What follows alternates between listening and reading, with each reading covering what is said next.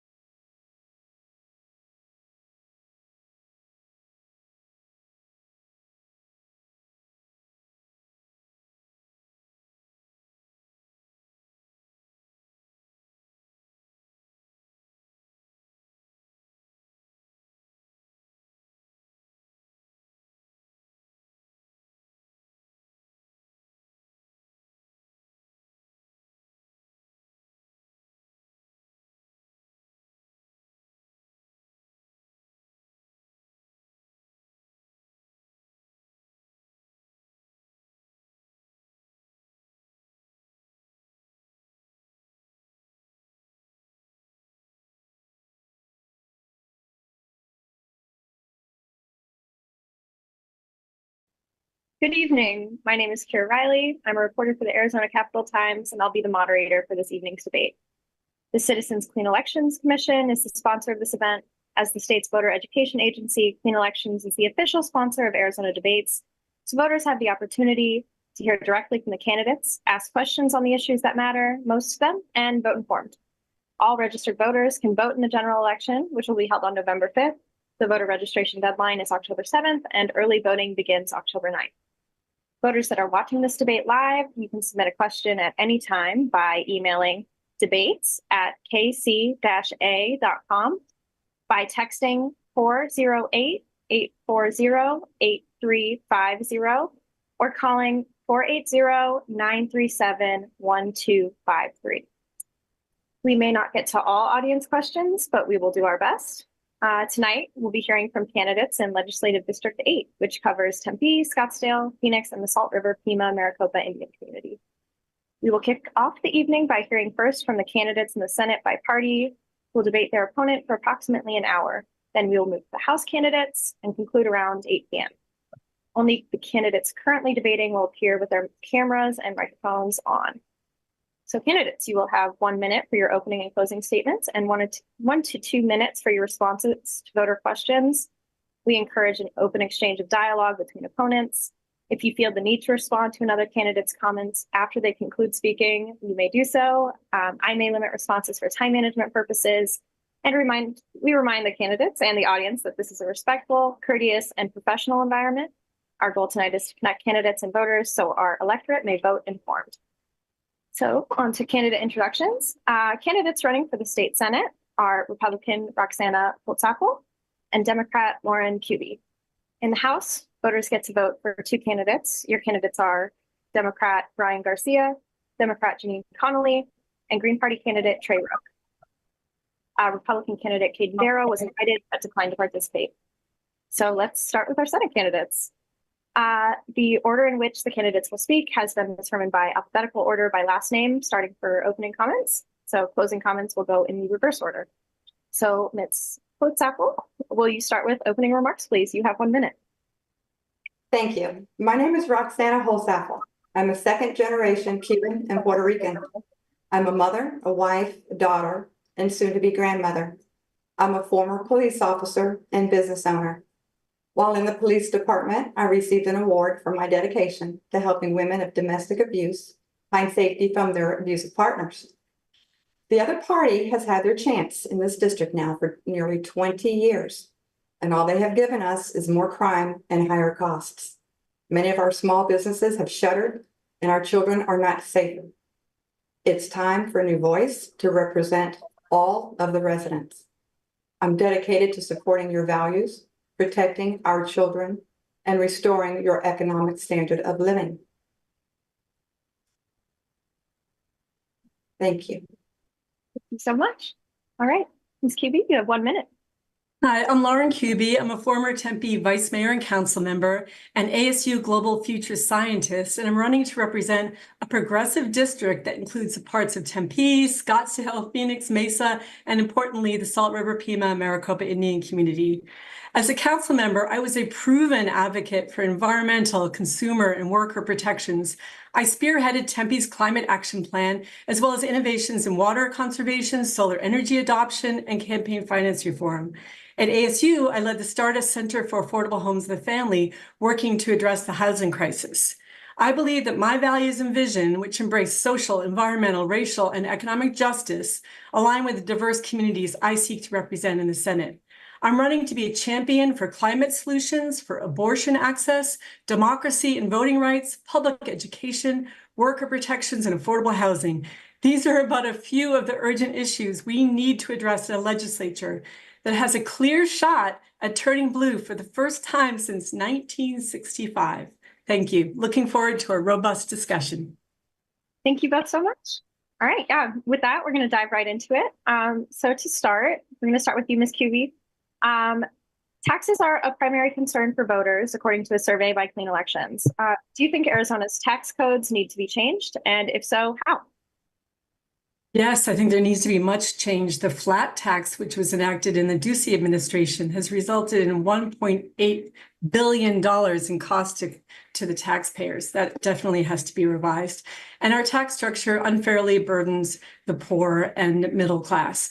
We need to have corporations pay their fair share of taxes. There are way too many state tax credits for corporations and corporate special interests. And we need to be incentivizing climate action and positive social change, and not just supporting, incentivizing profits for corporations. Our tax structure is inherently regressive and is very difficult. You have to have a supermajority vote in the House and the Senate in order to change the tax structure. It has to be done by referral or ballot initiative. This is a big challenge, but I know with a Democratic majority, we can work at that to try and create a fair tax structure for all Arizonans and for working families and the people of Arizona. Thank you. Thank you.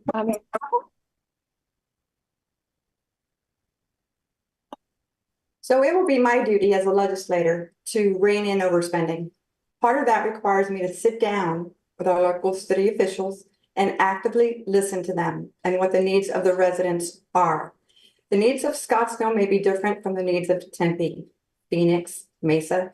I have sat down with Scottsdale, Phoenix, and Tempe officials to discuss the needs of the residents. My opponent has not. She has such disdain and contempt for our Tempe city officials, so much so that I don't think she can be open to what they have to say about the needs of the residents and the small businesses. You have to be open to speak and listen to everyone about everything. It takes active listening and consensus building. And I will be the champion of the taxpayer and watchdog, making sure that no one is overspending in our state government. There are legislators in the Capitol that horse trade to get whatever pet projects they want and sell out the taxpayer and burden them with higher costs. I was a small business owner. I know what it takes to run a budget and how hard it is to maintain. I also know what it means to live within my means. I can take what I've learned as a small business owner to the Capitol. My opponent has never owned a small business, therefore doesn't know the responsibilities that come with it and the struggles that small business owners may have. So I will prioritize the taxpayers in my district, not special interests. Thank you. Scooby, would you like to respond?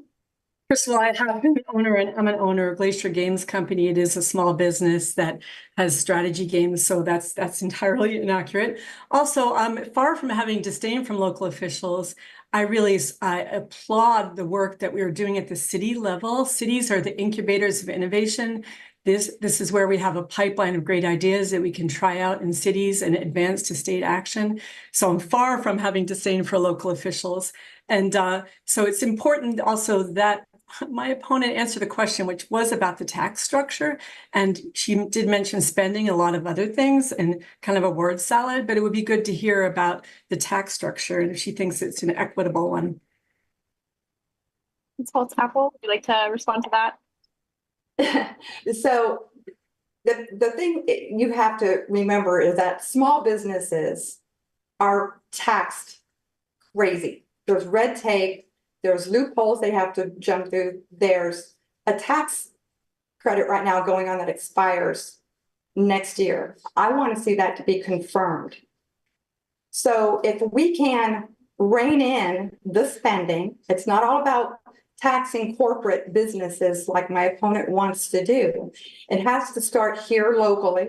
We have to support our small businesses, and we have to stop with the subsidizing of green wastes and actually look what works for this city, and therefore then build tax incentives and tax breaks when we actually actively talk to the community to see what works for them. Thank you both. I'm going to pivot now to housing. So housing prices have increased considerably in our state, which was once known for its affordability. So what is your plan for improving housing affordability? And we will start with you, Ms. Holtz-Apple. Well, our district has a wide range of housing options and has existing aggressive city programs to help create additional affordable housing. So affordable housing, which really means subsidized housing. So how does my opponent intend to pay for all these subsidies? Well, I believe she wants to use taxpayer dollars from people who are working and providing for themselves. What are her plans to create the jobs and then to train workers to fill these jobs? Our district offers programs such as first-time homebuyers assistance, offering deferred loans to first-time homebuyers. We have multiple housing voucher programs, including veterans programs. There's funding for emergency repairs so residents can stay in their homes. We have a mobile outreach team to support homeless families. In Tempe, we have 2 hotels that have been secured that are being used for homeless families. So I would like to sit down with all the city officials that this district represents and have an open dialogue on what their needs are, because there are differences. What is good for Scottsdale may not be good for Phoenix, and so on. We have an issue with short-term rentals and sober living homes. The sober living homes program definitely needs more oversight. And I believe control of this should be brought back to the municipalities and out of the legislature, rather than a cookie cutter one-fits-all approach. So you have to sit down, we have to listen to each other, we have to come up with a plan that works for everybody. I do agree we need a plan that works for everybody. We have an existential crisis on our hands with the housing crisis, and across Arizona, it's actually even worse in our district, where our justice court, the Kyrene Justice Court, has the highest eviction rates in the state. I was just at an event called The Rent is Too High. It's an initiative brought by the Fuerte Arts Movement. And this is an issue that is first and foremost on my mind as I knock on doors across the district. We have private equity firms that are gobbling up the supply. And, it's merely just increasing the supply of housing doesn't necessarily equate to lower prices. We know that from history. And then we also have waves of laws that are criminalizing homelessness, and that really doesn't help with our existential crisis. So we do need comprehensive solutions. There's not just one solution. It's not just building more housing. Housing is a human right. Increasing supply is just one tool. There's tens of thousands of permits approved throughout the district, and some of them are languishing because of financing. I'm very interested in the model that Newtown Community Land Trust supplies. It's one of the there's only 3 community land trusts in the state of Arizona, and Newtown creates permanently affordable housing, and it does it through shared equity models. And we also need to look at social housing, where we can, like they do at Tempe Community Action Agency, where we have the folks that can rent out rooms to a senior that's in need and prevent that senior from moving into homelessness. We need to support our nonprofits. We need to really robustly fund the Affordable Housing Trust Fund. It was funded only to $15 million. This year, it was $150 million last year. That can really be the spark for affordable and workforce housing development. And we need to really work with the nonprofit developers like Native American Connections and Newtown, as I mentioned, and Habitat for Humanity with their idea for co-locating housing on school campuses. There's a lot that we can do from the private economy and from public investment. And I'm so pleased that Kamala Harris is very interested in this issue. And I also want to say my background with the Stardust Center for Affordable Homes for the Family, it's not just about affordable housing, it's creating healthy and happy and vibrant communities. Thank you. Thank you. Now we are going to go, okay, so what is the most consequential economic policy Governor Katie Hobbs has crafted or approved in her first 2 years as governor? And we'll start with you, Ms. Kuby. Well, I know she really wants to revamp and revise and expand on Prop 123, which will provide, a source of funding. Not the only, it will be a stream of funding for public schools. But sadly, she is hampered by a legislature that is quite extreme. It's often referred to as the most extreme legislature in the history of Arizona. She needs to get a legislature that is Democrat in both the Senate and the House. We're only 2 seats away in the Senate and the House, folks. We got to work towards that majority. So we need to really empower Katie to really push forward with an agenda that will be inclusive of communities, that will spark economic development. What she's done with creating the Office of Resilience has been amazing. We didn't have a state energy office for a long time. Now we call it the Office of Resilience, and we've established it. And that's working with the federal government to bring in all the amazing amount of IRA, Inflation Reduction funds that can come in to help spark the renewable energy economy, not just in urban areas, but in rural areas across the state. So I'm very confident that we're going to have a Democratic majority, and Katie Hobbs will be able to move her economic agenda forward.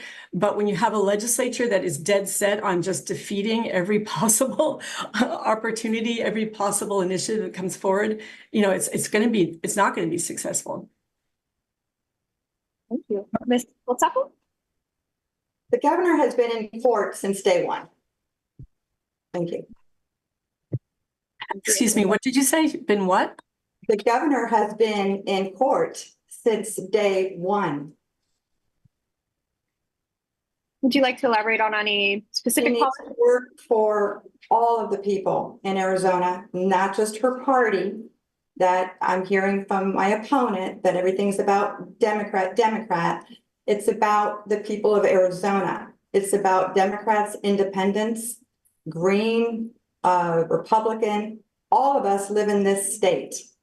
And our governor is supposed to speak and work for all of us, not just the Democrats.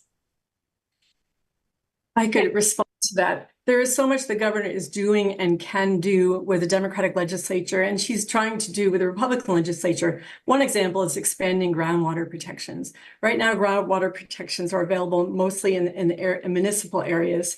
And I was served on the Arizona Municipal Water Users Authority for many years. And I know that cities are doing their job, but we can do so much more at the state level. And so Governor Hobbs is really working towards advancing those groundwater protections. That is a really important thing. When you say the governor spends all their time in court, I mean, I don't even know what to say there, because obviously governors spend time defending actions that parties take against them. It's just an absurd statement. But this Republican majority has not been focusing on both parties. They've silenced the Democratic voices in the state. It's very rare that you can get, as a Democrat, your proposed law even heard in committee. It's under, I think, 17% of bills can get heard if you're a Democrat. That's unconscionable. Good ideas don't just come from one party. They come from both parties. They come from people not associated with an organized party. We really need to open up the process of governing, be more engaged with the community, not just the corporate lobbyists to get the initial time during those committee meetings. We really need to open the process of government and really embrace a lot of the great and innovative ideas out there that we have from our universities, that we have from our nonprofits, that we have from our small businesses and large businesses too. Well, in speaking about some consensus between the parties last session, we did see an attempt to continue Prop 123 with an aim of increasing teacher pay. So my question for you both, high quality teachers often leave Arizona or leave the profession altogether. How would you propose to keep them in classrooms? And do you have a plan to attract a new generation of teachers? And we will go to Ms. Holtzapfel first. So we have a program, the Empowerment Scholarship Account. There are over 76,000 children enrolled in that ESA program, and 61% have come from the public schools. These children come from every race, religion, and every political party. The school districts that touch our District 8 have around 11,197 students in the ESA program. There are teachers that have left public schools to teach in the ESA program. Our ESA program is the first of its kind in the country. It is the gold standard. Other states are copying it. The program is working. Parents love it. They tell me every day, do not mess with our ESA. I believe in parental rights and that they have the ultimate right to get the education for their child that best suits their needs. The ESA makes up a tiny fraction of our state budget. There's $800 million in the ESA program, and our state budget is $16.1 billion. So it is not true to say it's bankrupting our state. That's a lie. In fact, the public school system must have so much extra money because they send their school board members on lavish trips to Napa Valley and on the taxpayer's dime. So I would ask my opponent, because she does want to get rid of the ESA program, which of these 11,197 children would she get rid of first? She wants to kick almost 77,000 children out of this program. I will fight for the right of Arizona parents to exercise their school choice. Thank you. Ms. Cuban? I believe the question was about how we can recruit and retain teachers. And we obviously, I think we really rank maybe 48th in teacher pay. Maybe it's 49th. We quibble over that, but we need to pay our teachers better. It's cost effective. It creates more stability in the schools. It's a better learning environment for the students. Our students really have taken a step backwards because of all the online learning programs. It hasn't been helpful to retention of learning too. So we really need to pay our teachers better. We need to create this better learning environment. It reduces turnover, improves educational outcomes. I could go on and on and on. I don't know if there's going to be another question about ESAs, but I could respond to that. But it is bankrupting our treasury and it's bankrupting our schools. And it's to the tune of $714 million. I believe the budget shortfall was about $825 million, I believe, or in the rare area of 800 million, over 800 million. And ESA vouchers are expected to cost the state $825 million in fiscal year 2024. It is a huge waste of taxpayer money. It's a debacle. It is a mechanism for defunding public schools and services. And it's a sad example of using taxpayer funds in a really irresponsible and inequitable way. We know from studies that have been done that the people that primarily benefit from ESAs are the wealthy. And that cannot be disputed. So we need to roll back the ESA vouchers from day one. Public money should just go to public schools, except in rare circumstances. There's cases with special needs students, I realize. And we need to really tackle and bring accountability to this process too. No matter how small the ESA program becomes in a democratic legislature, we need to bring accountability to the ESA program. It's really has been a debacle. When you think about the severe budget cuts that had to take place this year, they could have been erased by that ESA, that an ESA amount, $714 million. Now imagine like Arizona's per pupil spending is below the national average. It's only 5,000. It's 5,500 below the national average. We're 49th in spending. Our system is cracked and broken. And ESAs are not only bankrupting our state treasury, they're harming our public schools in a very direct and visceral way. So may I respond? Oh, yes, absolutely. Okay, well, just because my opponent says it doesn't make it so. You can go on and you can look at all this public information in the reports and you can see how much the ESA program has, and you can see what our state budget is. It is not bankrupting. Everybody loves it, or there wouldn't be 61% coming from the public school system. Now you want to talk about teachers' pay. So what we should do is audit the public school system more than, what is it, 3 times, like every 3 years? Let's do it yearly. And let's rein in some of this taxpayer money that's going to places like the Creighton Elementary School District, Holliston Union High School District, where they're sending people on lavish vacations. That's the waste. You have unions that are crippling our teachers. That's why they're leaving and coming to the ESA program. So you want to pay teachers more? Listen. My kids went to public school. I'm sure my opponent's kids went to public schools. I went to public schools. Public schools are great, but they are not for everybody. And everybody deserves customized learning. This is not bankrupting the state. Thank you. If I could respond? Yes. So yeah, study after study, it shows that the vast majority of ESA vouchers, they serve as subsidies for higher income families whose students were already attending private schools, who could already afford private school tuition or homeschool expenses. That number is 77% of ESA vouchers. They're going to wealthy zip codes in Arizona. And this to me it's not a gold standard for the country. It is like a terrible example for the country. And getting back to your original question, increasing teacher retention and bringing in the next generation is simple. We need to pay our teachers what they're worth, and we have to give them the support they need. And we know that the ESA program is statistically giving money to wealthy zip codes And when this should be going to directly support our teachers in our classrooms, in our public schools. And by the way, private and charter schools, they're not held accountable like public schools. And we need to really reverse this ESA voucher just for budgetary sake, and because we need to support our public schools. It is what creates and builds the middle class. No, I'm going to jump off on the education funding portion here. So we're going to start with Ms. Holtzapfel. Do you believe Arizona's K-12 public education system as a whole is adequately funded? If not, how much more should the state spend, and how do you propose raising that money? And yeah, go from there. I believe there's adequate funding. It's obvious because we have money left over to send people on lavish trips. So there's money in the budget. We don't need to do any more for that. No, I don't agree with that. Thanks. Right, Ms. Kiwi? I guess the voters are seeing another profound area of disagreement because the entire education pipeline from K-12 to higher education, it's cracked and it's broken.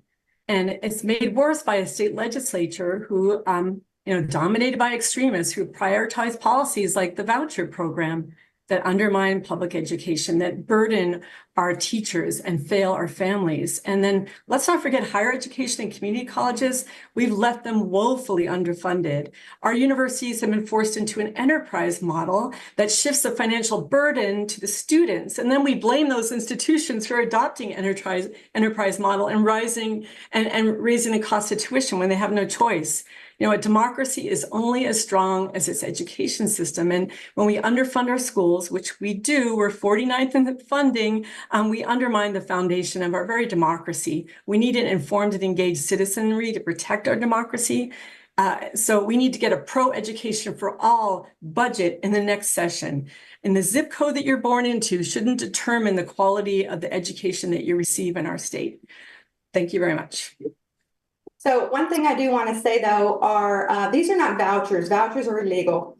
This is an account that the money is put into for the parents. They're not vouchers. So let's get that right. Thank you. We're going to shift gears here a little bit and move into healthcare. So will you vote for the Arizona Abortion Access Initiative, which would legalize abortion past the current 15-week mark and allow abortions up until viability or longer to protect the health of a mother?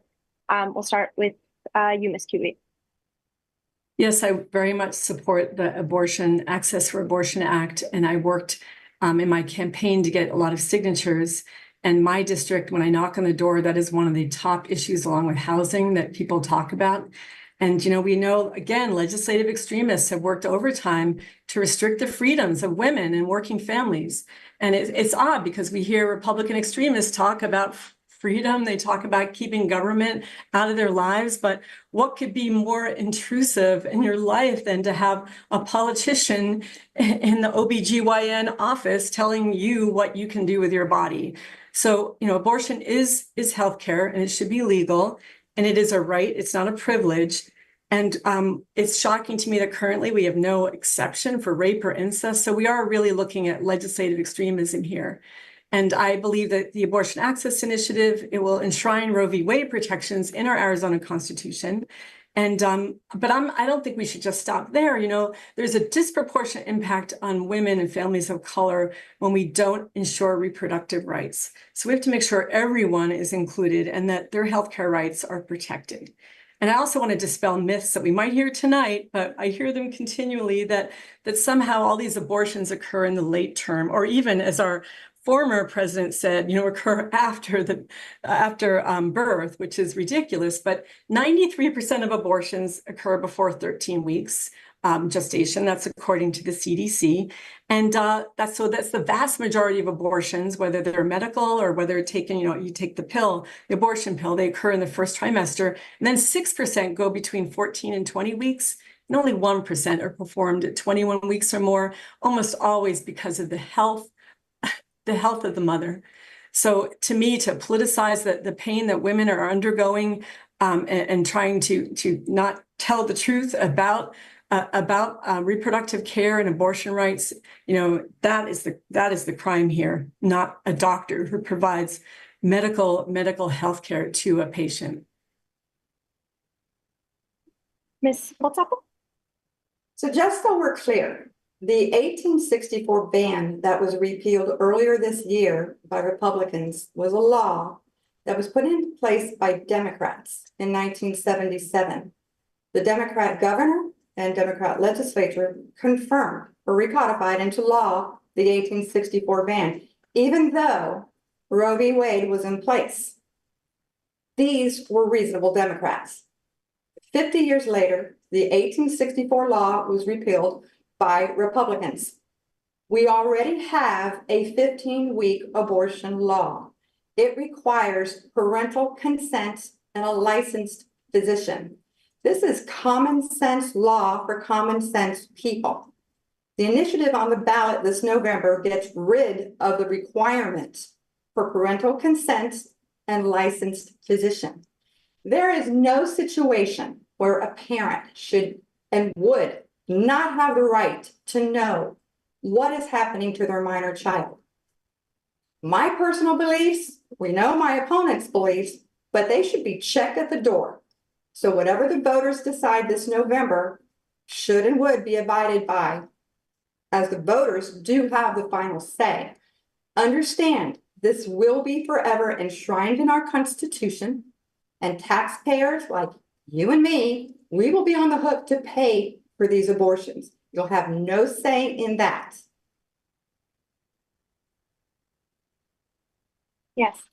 Just a quick fact check that the territorial abortion ban was not repealed by Republicans. That was led by Democrats. I believe 2 Republicans in the Senate voted to repeal the territorial abortion ban. I'm not sure of the exact number in the House.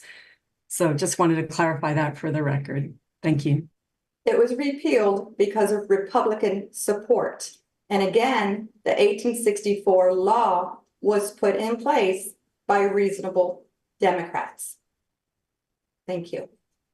Thank you both. Sticking with ballot measures, will you support HCR 2060 or Prop 314, which would make it a state crime to be in the country illegally and require local law enforcement to enforce that law? And we will start with Ms. Kuby. No, I decidedly do not support that. It seems to me to be SB 1070 on steroids. And you don't want to necessarily start with the economic argument, but think of the economic ramifications of SB 1070, what this bill would do to hurt our communities. I believe instead in comprehensive immigration reform, we need to have broad reforms to the immigration system. We need to have the DREAM Act pass. We need to find pathways for citizenship for undocumented immigrants. And we need to overhaul the visa system so we can address labor shortages and reunify families. I embrace a humanitarian approach and want our state to treat migrants with dignity and respect. That means improving conditions at detention centers and ensuring that people have access to legal representation. Brian Garcia, who is running for the House, has worked in the migrant community to help bring representation through the Florence Immigration Project. I really salute the Florence Immigration Project for the work that we're doing. And we need to provide support services for asylum seekers and refugees and for the communities that are housing them. We do need border security, but we need to also balance that with humanitarian concerns. And we could rely more on technology and intelligence to manage border crossings rather than solely on physical barriers. I really believe that the root causes of immigration are not being addressed. It's poverty, it's violence, it's escaping political instability from migrant home countries. It's sad to me that our legislature has been embracing the hate and the rhetoric of hate around immigration. Immigration is a federal issue, and if we have issues with border security, which we do, we need to do that in a constitutional way and not pass a law that is going to be meshes in the courts and cost us millions of dollars, because I'm very confident that it's an undocumented law. Thank you. Ms. Holzapfel? So coming into our borders, our country, other than legal entry, is breaking the law. This harms jobs here for people who came in lawfully. My grandparents came here lawfully. Everybody wants legal immigration. We need to have legal immigration. But never before has Arizona experienced this level of mass illegal immigration. with the fentanyl crisis, the human trafficking, and unknown dangerous enemies pouring through our southern border. So I believe we need to return to sound immigration policy to enforce our existing laws. We continue to build a wall for real protection, properly equip our U.S. border personnel, and remove the incentives which encourage illegal immigration. This is a federal issue, though it affects us locally with the higher crime and taxpayer services going up to undocumented people. In Maricopa County alone, fentanyl deaths are up 5,000% since 2015. And fentanyl is the deadliest drug in Arizona now, and it's flowing freely and unchecked across our border. More than 3 people on average die every day on fentanyl. And we all probably know or have known friends or have family that have died from this horrible drug. It doesn't have to be this way. As a former police officer, I understand how critical law and order are to society. And I want to take a moment and remember our fallen officer, Zane Coolidge. He was killed in the line of duty last week, and my heart goes out to his family. The men and women of the police department put their lives on the lines every day, and we owe them our respect and commitment to give them the tools and resources they need to keep our streets and neighborhoods safe. And so 314, which is where this started, let's understand something. This is arresting witnessed at the border. This is not someone driving down the streets of Tempe and gets pulled over and gets thrown out. This is what the other side does. This is specifically saying if they're witnessed crossing the border other than a legal entry, they can be arrested. But the best part of Prop 314 is that it makes it a Class 2 felony. So persons knowingly selling fentanyl that results in a death are now charged as a Class 2 felony. So my answer is yes, I do support 314. Thank you. Yes, Ms. Kiwi. I just wanted to remind my opponent that asylum is a legal pathway towards citizenship. And also Prop 314, I mentioned an undocumented law. I believe it's an unconstitutional law, but it does exactly that. It gives local law enforcement the authority that should be in the hands of the federal government and not local law enforcement. And undoubtedly, there would be racial profiling. How could you possibly enforce this legislation without racial profiling? To me, it's a very dangerous law, and it's going to hurt our economy tremendously. And you just look at the leader of your party. There was a bipartisan bill that the Senate and the House came up with in Congress, and former President Trump put the kibosh on that because he didn't want Biden to look good by passing comprehensive reform. So, SB 1070 has cost us so much money, and I don't want to go down that path again. And this is much worse, and it's much more hateful. It's wrong for Arizona. It's wrong for our families. It's wrong for our economy. So if I may, again, just because you say it doesn't make it so. This is not local police officers running around town and arresting people. This is witnessed at the border. And since you bring up the current administration, there should have been no need for any type of a Senate bill or anything, because the current president, I believe we have a current president, he stopped everything we have in keeping our borders secure from the former President Trump. We're in this crisis now because of his doing, Biden's doing. Thank you. And just to have the last word here, but the immigration crisis has been an ongoing crisis for many, many administrations. We need to tackle it. We need to, Republicans and Democrats, look at these arguments, look at these possible solutions, and we need to move forward. And we need to pass the DREAM Act, because someone coming over the border as a child who's gone through our school system, who's gone through our colleges, we need to embrace all of that knowledge, all that wisdom, all of the benefits of an Arizona education, and not have those students flee. We need to really support the DACA program and then pass the DREAM Act finally and fully. Okay, so if I may real quick, what about the residents that live here? What about the American citizens that live here? What about the college students here that have to pay tuition? and work jobs so they can go to college and get an education. The American citizen comes first. And if you come here and you break our laws, you're not entitled to anything. That's just, every country is that way. We should not be different.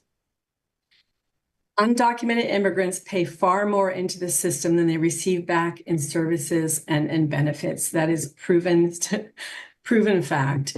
And to demonize immigrants negates the fact that America is a country of immigrants where we welcome immigrants. And I'm sad to see that you're running in this district. I don't believe this district supports that kind of hateful rhetoric. I do think this district does support legal law. We need law and order. We need citizens that are here, that followed the rules, didn't cut in front of American citizens that are here. Thank you. Melania Trump violated that law. Shift gears here, sorry, into another measure on the ballot. So do you support the Make Elections Fair Act, which will eliminate partisan primaries in favor of an open primary? And we will start with you, Ms. QB. Yeah, I'm having a lot of trouble with that initiative. It's there are some good intentions behind it. By the way, it's not a bill about ranked choice voting. That could come out of it, but it's not a bill about ranked choice voting. I support ranked choice voting, but I feel like it gives too much power to the legislature to decide how many candidates will be in a given election. And I don't want to have that revert to the legislature. That is greatly concerning. I find sometimes our population very wisely turns down ballot initiatives that are too confusing and don't make a lot of sense. And right now, I'm definitely leaning no, and will do my research, as I hope most Arizonans will do, looking at these initiatives. Right now, like the only, for sure, ballot initiative I support is Prop 139, the access to abortion. Okay, thank you. No, it's unconstitutional. It's a private issue. Thank you. Okay. Sticking on the topic of elections, do you believe Arizonans should be required to show a photo ID to vote, even when dropping off a mail-in ballot? And we will start with you, Ms. Holtz-Apfel. Okay, so I'm sorry, rephrase the question. Yeah. So do you believe Arizonans should be required to show a photo ID to vote, even when dropping off a mail-in ballot? Okay, so we're talking about elections? Yes. Okay. Yeah, we're talking about it. Okay. Well, I mean, if we're talking about elections, let's talk about elections. There are still over 9,000 ballots that haven't been counted in the Attorney General race, where there's only a 280 vote difference. Why is that? I think the bottom line is that residents want to know that their votes matter. We need transparency. And I would say most candidates, I believe, who campaign hard and long just want to know if they lose their race, that their votes were heard and their vote counted. Which brings me to my opponent, a perennial candidate who has never held a job outside ASU and activist groups. She did not seek the Senate seat, but rather was anointed onto the ballot on a Saturday afternoon by a show of hands on a Zoom call by party bosses, not the voters. Well, where's the integrity in that? I knocked doors, I spoke to voters to find out what was important to them and got hundreds of signatures in order to qualify for this election. My opponent left city council to run for corporate commission, which she lost. She then ran for the SRP board, where she lost severely. She really wants to be mayor in 2028. So this Senate seat opportunity just fell into her lap. I don't believe her interests in being a representative for the people of this district are sincere. I have endorsements from multicultural groups and police organizations, and she has special interest groups and out-of-state PACs. So do I think ID is required? Absolutely. You need to show an ID when you vote in our elections. By the way, my opponent also has been endorsed by a communist organization. So I think we need to just listen to the voters. The voters want to know there's transparency. The voters want to know their vote counts. They're heard. So many people feel like, why bother? And then when you see certain things happen, when people just get placed on a ballot, they have the right to wonder if their voice really matters. Thank you. Ms. Kuby, your response? Yes, I'll answer the question you asked, but I just want to remark, like I said, I've been and am a small business owner. I've worked in the tourism industry. I've worked in the restaurant business. I was a caterer and a chef. So I have, and I worked, many other jobs. So please talk from a point of knowledge, Roxana, that'd be helpful. So about the question you asked, no, I don't believe that voters should have to use a picture ID. That would really be a startling departure from voting law across the country. And you can't ignore the fact that not everybody has a driver's license. Not everybody has a state ID. Indigenous voting rights are something near and dear to my heart, as they are to Brian Garcia, because he's worked on areas of voting rights protection. But many folks on the Navajo Nation and tribal nations don't have a picture ID or a driver's license. So that would be a definite act of voter suppression. I'm sure it'd be challenged in the federal courts and would be rejected. So, if I may, Yeah, no, go ahead. IDs are free if people can't pay for them. And I can't think pretty much of anything that you don't need an ID for. So that doesn't fly. The vote is sacred. It is for Americans only. And if you're in the state, for Arizonans only. And there's nothing wrong with showing ID. We have to show ID to pick up tickets at a will call box. So showing ID for our vote, for our sacred vote, absolutely. Thank you. If I could just add to that, instead of these strict ID requirements you're talking about, we really need to focus on improving voter access and security through measures that don't disenfranchise eligible voters, because it may not be true in your world, but low-income individuals and seniors and those in Native communities, they may not have access to the same photo IDs that you have. And that's why it would be a very harmful bill. So it's important to note that.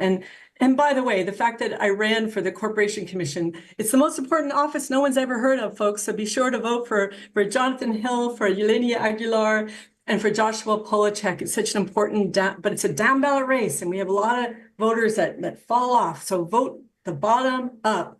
I'm proud of the service that I've given as an official. I ran for office first when I was 56 years old. So I'm certainly not a career politician. I'm someone that really wants to advocate for my community and bring more equity and climate solutions to our governance. Thank you. I do have two follow-up questions from voters that kind of hit on, some of the things in Ms. Holtzappel's response a few minutes ago. So Ms. Kuby, I wanted to ask about your endorsement from Arizona Working Families Party. Ms. Holtzappel did not describe them as communists. So I'm curious. The question is, many residents, given that connection, what would be your response?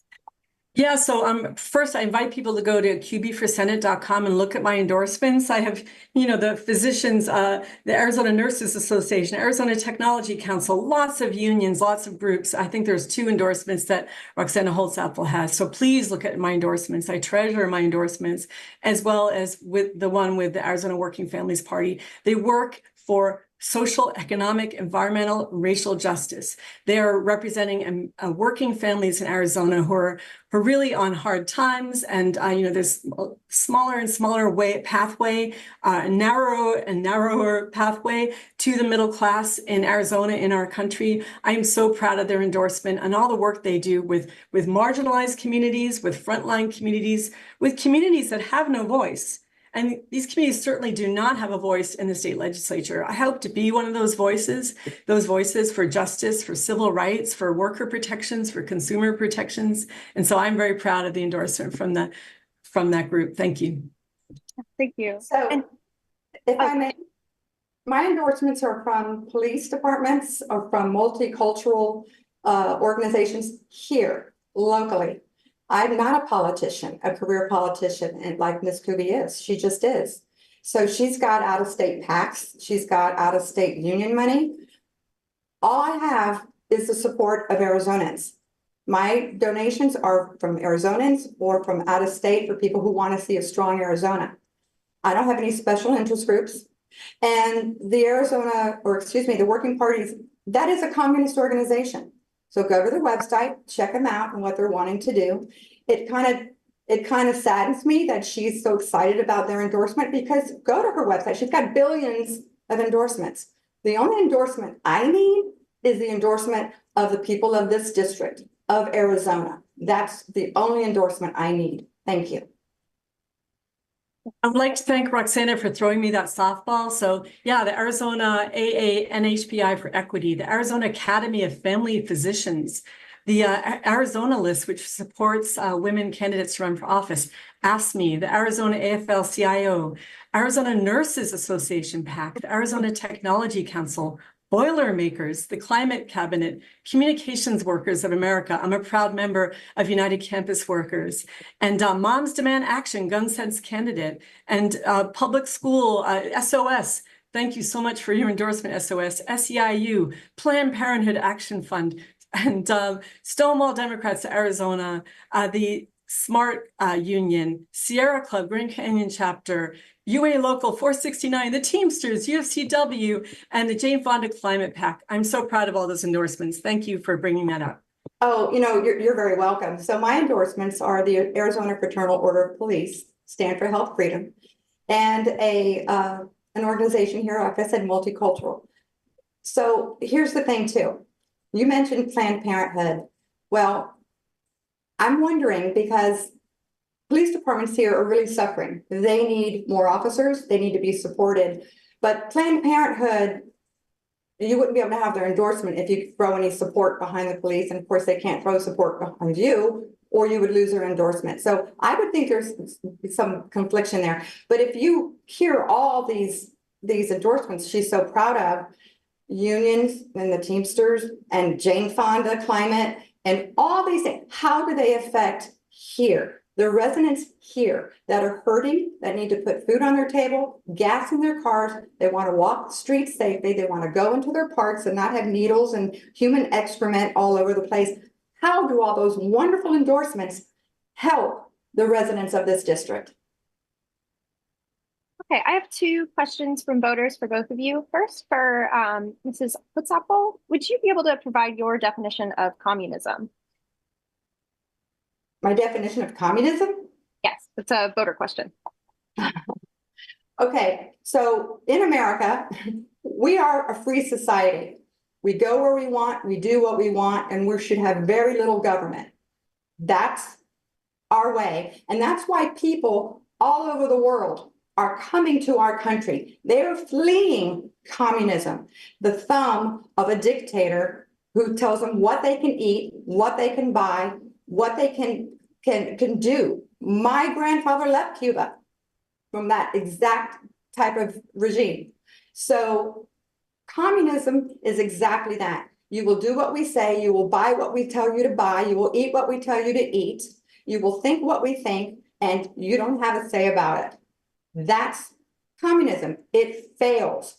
That's why everybody is here in America, and we have to keep America strong, not socialists and communists, but free-thinking Americans. And then, yeah, very briefly. Just one thing, I just wonder how she reconciles that with Trump's support of Putin. That's really interesting because he's such a supporter of Putin, who is a known autocrat and communist.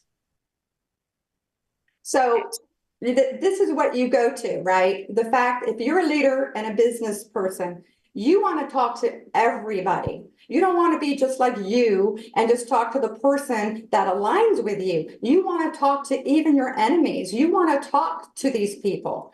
So I'm not going to go in and talk about Trump and who he defends. He talked to Kim Jong-un. He'll talk to anybody that will listen. He won't shut the door. I'm the same way. I will talk to anybody that has something to say to me. I will listen to you. I will look at the facts. I will always give you value. You seem to be a type here, my opponent, that you have to think her progressive way or it's the highway.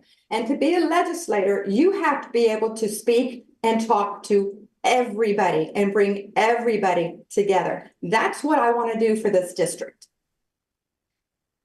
on the city council, I enacted a equal pay law that is considered the best of its kind of any city in the country. And I did that with a Republican, Robin Arredondo Savage. And I also helped lead the opposition to the Coyotes Arena. And I worked hand in hand with Republicans who were opposed to that corporate tax giveaway. And so, I can point to example after example where I've worked with people across party lines, because for me, it's about serving the residents in the constituency. Doesn't matter the party that you're in. When you look at the danger of short-term rentals as an existential threat to our neighborhoods, I've worked with many Republicans as a Tempe council member on that issue. And I hope in the legislature that we can address that issue, because there are many, many bipartisan issues, yet we somehow don't seem to move on them. And I believe with the Democratic legislature, we'll finally be able to break that logjam and represent the values and visions of this district. Okay, I have one more. Excuse me, I need to bring up something really quick. Okay, very briefly, we have some more questions. Yes, speaking of the Coyotes stadium deal, when she was on council, she was for it and pushed it to go forward. Then she left. Never. I'm talking just 1 second. And so then she left, okay? So this deal would have brought thousands of jobs into Tempe, into Arizona, billions of dollars. It would have cleaned up a landfill that is still a landfill today. It wasn't going to cost the taxpayers 1 red cent. Not one. Not one. Only if you went to the venue, the entertainment district, would there then be a nominal sales tax to recoup. He was cleaning up the landfill on his own dime, all of it. Now, what it is that not all the jobs to build the stadium were going to be union jobs. That's what she was fighting for. California unions, just unions altogether. And part would have been union, part would have been private sector, because that is his right to hire who he wants to hire. It wasn't enough union jobs. And so she vehemently fought against this deal. And though it was defeated, I have spoken with many residents who said if they'd been presented with the truths of this deal, they would have been in favor of it. So no matter what, however you stand on that issue, we still have a landfill that's going to cost $30 to $70 million to clean, which my opponent has yet to say how the taxpayers will deal with this burden. Thousands of jobs gone, millions of dollars lost, which would provided social service money, housing, infrastructure, education, police and fire, including saving maybe our beloved icon Shalimar Golf Course. This would have been a state-of-the-art stadium, entertainment district, all the sustainability measures in place, which she claims to fight for. So, I think had the unions been awarded all the jobs, she'd have been a big fat yes. So just clarification, just real quick. I was always opposed to the Coyotes Arena and really wanted to have a forensic economist to really examine the deal, because it was a terrible deal. It was a $770 million tax giveaway. And so it's just you're completely wrong on that. And 64% of the voters and Tempe voters in this district voted against it, and they had good reason to. And I think now with all the Coyotes actions that have taken place since then, and Alex Murillo, you're hearing people say Tempe dodged a bullet. Thank you both. We are running a little short on time here, so I have one more question for Ms. Kuby, one more question for both of you, and then we will get to closing statements. So very briefly, Ms. Kuby, a voter has asked to clarify your path to the ballot. I think that came up in Ms. Holzapfel's answer, so just to hear from you on that really quick. Sure. Yeah, I was running for the SRP board and bringing a lot of candidates to that board, trying to challenge the acreage-based system. I knew probably I wouldn't win because the acres are people too, my friend, and it's the only land-based requirement for voting in the country. But I wanted to challenge that system, and I hope to reform the undemocratic process, the SRP elections. So I did lose that race. And right around then, the former candidate, Democratic candidate, she had to withdraw because she had didn't have enough signatures and had a legal challenge. So she withdrew. So the timing was right for me. It was going to be a write-in campaign, which are difficult. You need to have somebody with name ID. I have a lot of name ID in the district and a good reputation. I'm proven and tested. And so I decided to run. And then a few weeks later, we discovered in our district that there was a law that actually allowed the precinct committee people from the district to choose the person on the ballot, so they didn't have to go through a write-in campaign. So we had an intense 3-day primary. I won that primary and was then on the primary ballot. Thank you. All right. My last question for both of you, which you kind of touched on before, but voters from both parties told a Clean Election Survey that they want their lawmakers to work with people across the aisle to find solutions. Do you believe this is your job? And if so, how would you go about finding allies in the other party? We're going to start with you, Ms. Holtz-Apfel. Okay, so really quick, just to go back really quick. She had no primary opponent, so all she had to do was vote for herself as myself, and she'd be on the ballot. You still subverted the votes of the people. That's like your VP Harris now, who's been anointed into the president without one single vote. You did the same thing. You got on a ballot, whether it's a loophole, whatever, it was a show of hands. You didn't knock one door. You didn't talk to one person. And so I just wanted to make sure we got that out there. This isn't a good thing. This is subverting. This is not democracy. So now, I'm sorry, the question that you had was, once again? Yes, no, I can repeat it. So voters prioritize working across the aisle to find solutions. So do you believe this is your job? And if so, how would you go about finding allies in the opposite party? It is absolutely the job of a legislator to go and advocate for her district. All of the people in the district, the ones that don't agree with her, the ones that agree with her. That's the job, to reach across the aisle and to come to have common ground. Okay, so all these cities are different that are in our district, but you have to sit down with the local city officials and actively listen to them and what the needs are of the residents. The needs of Scottsdale are different, like I said, from Mesa, from Phoenix. My opponent clearly does not care for the Tempe Council. It is common knowledge.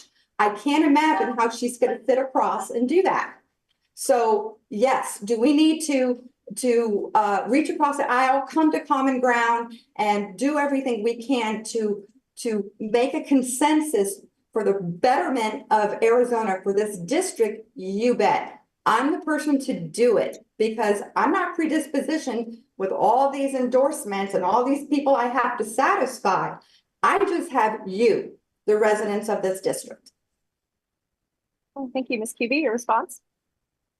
So, I think it's safe to say that there is so much agreement amongst the voters of the state, and we have a group, the Center for the Future of Arizona, that provides that in an evidence-based way. But sadly, the extremists in the legislature do not approach governing from that perspective, and they refuse to help legislate in ways that help our community. They refuse to allow democratic bills to be heard on the whole. So I have worked in a nonpartisan fashion. You have to get 3 other people in the city council to support you. And I got quite a bit accomplished, creating the Office of Sustainability and, 8 new positions in the area of sustainability and energy and resilience. I was really proud of that accomplishment, and creating the Office of Animal Welfare in the entire state of Arizona. That was also quite an accomplishment. You do that by working with your entire council.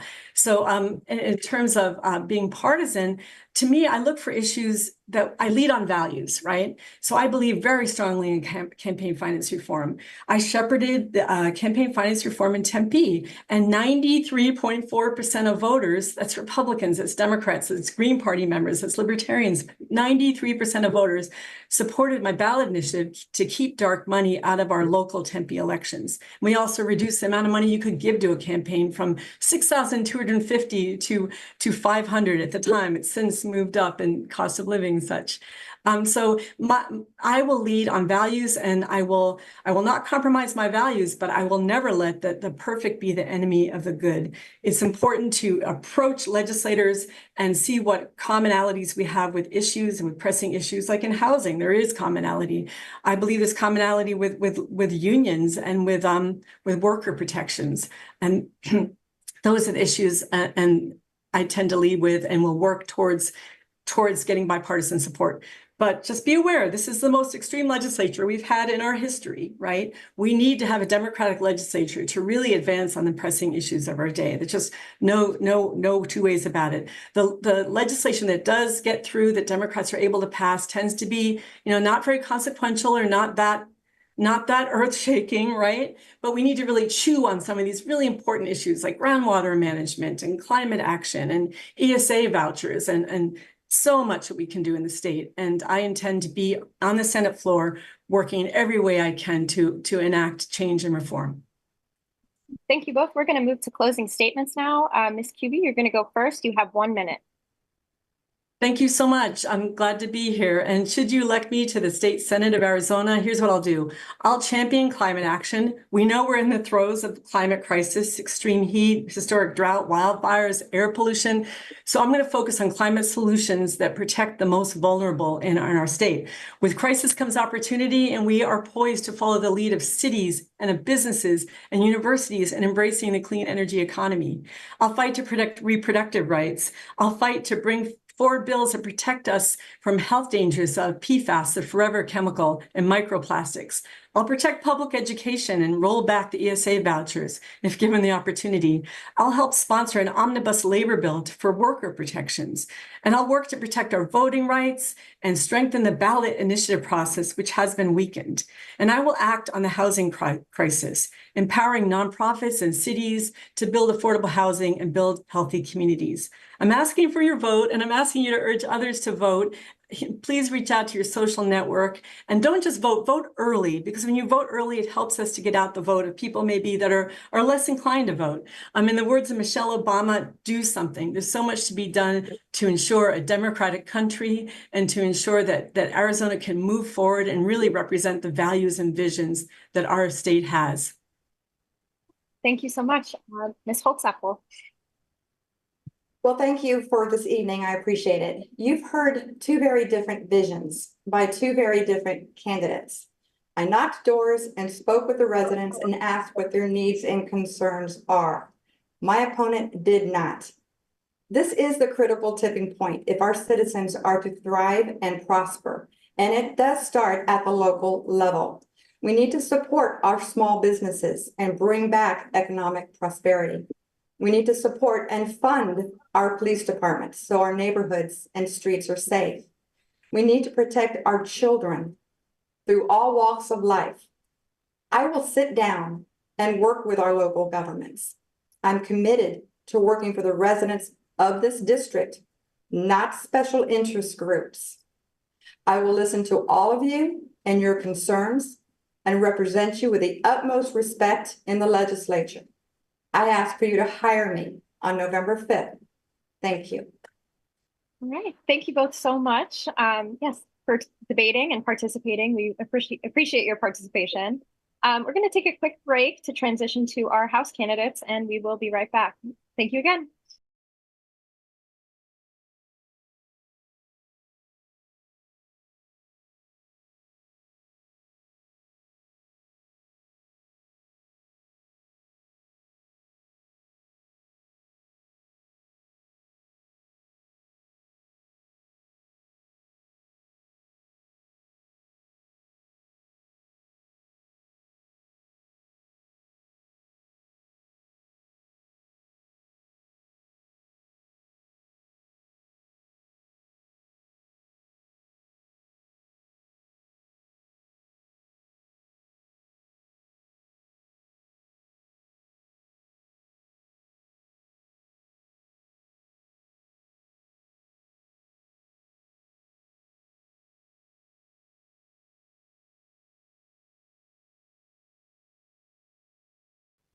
Welcome back, everyone. We are going to bring in our House candidates now. Just as a quick refresher, tonight we will be talking to Democrat Brian Garcia, Democrat Janine Connolly, and Green Party candidate Trey Rook.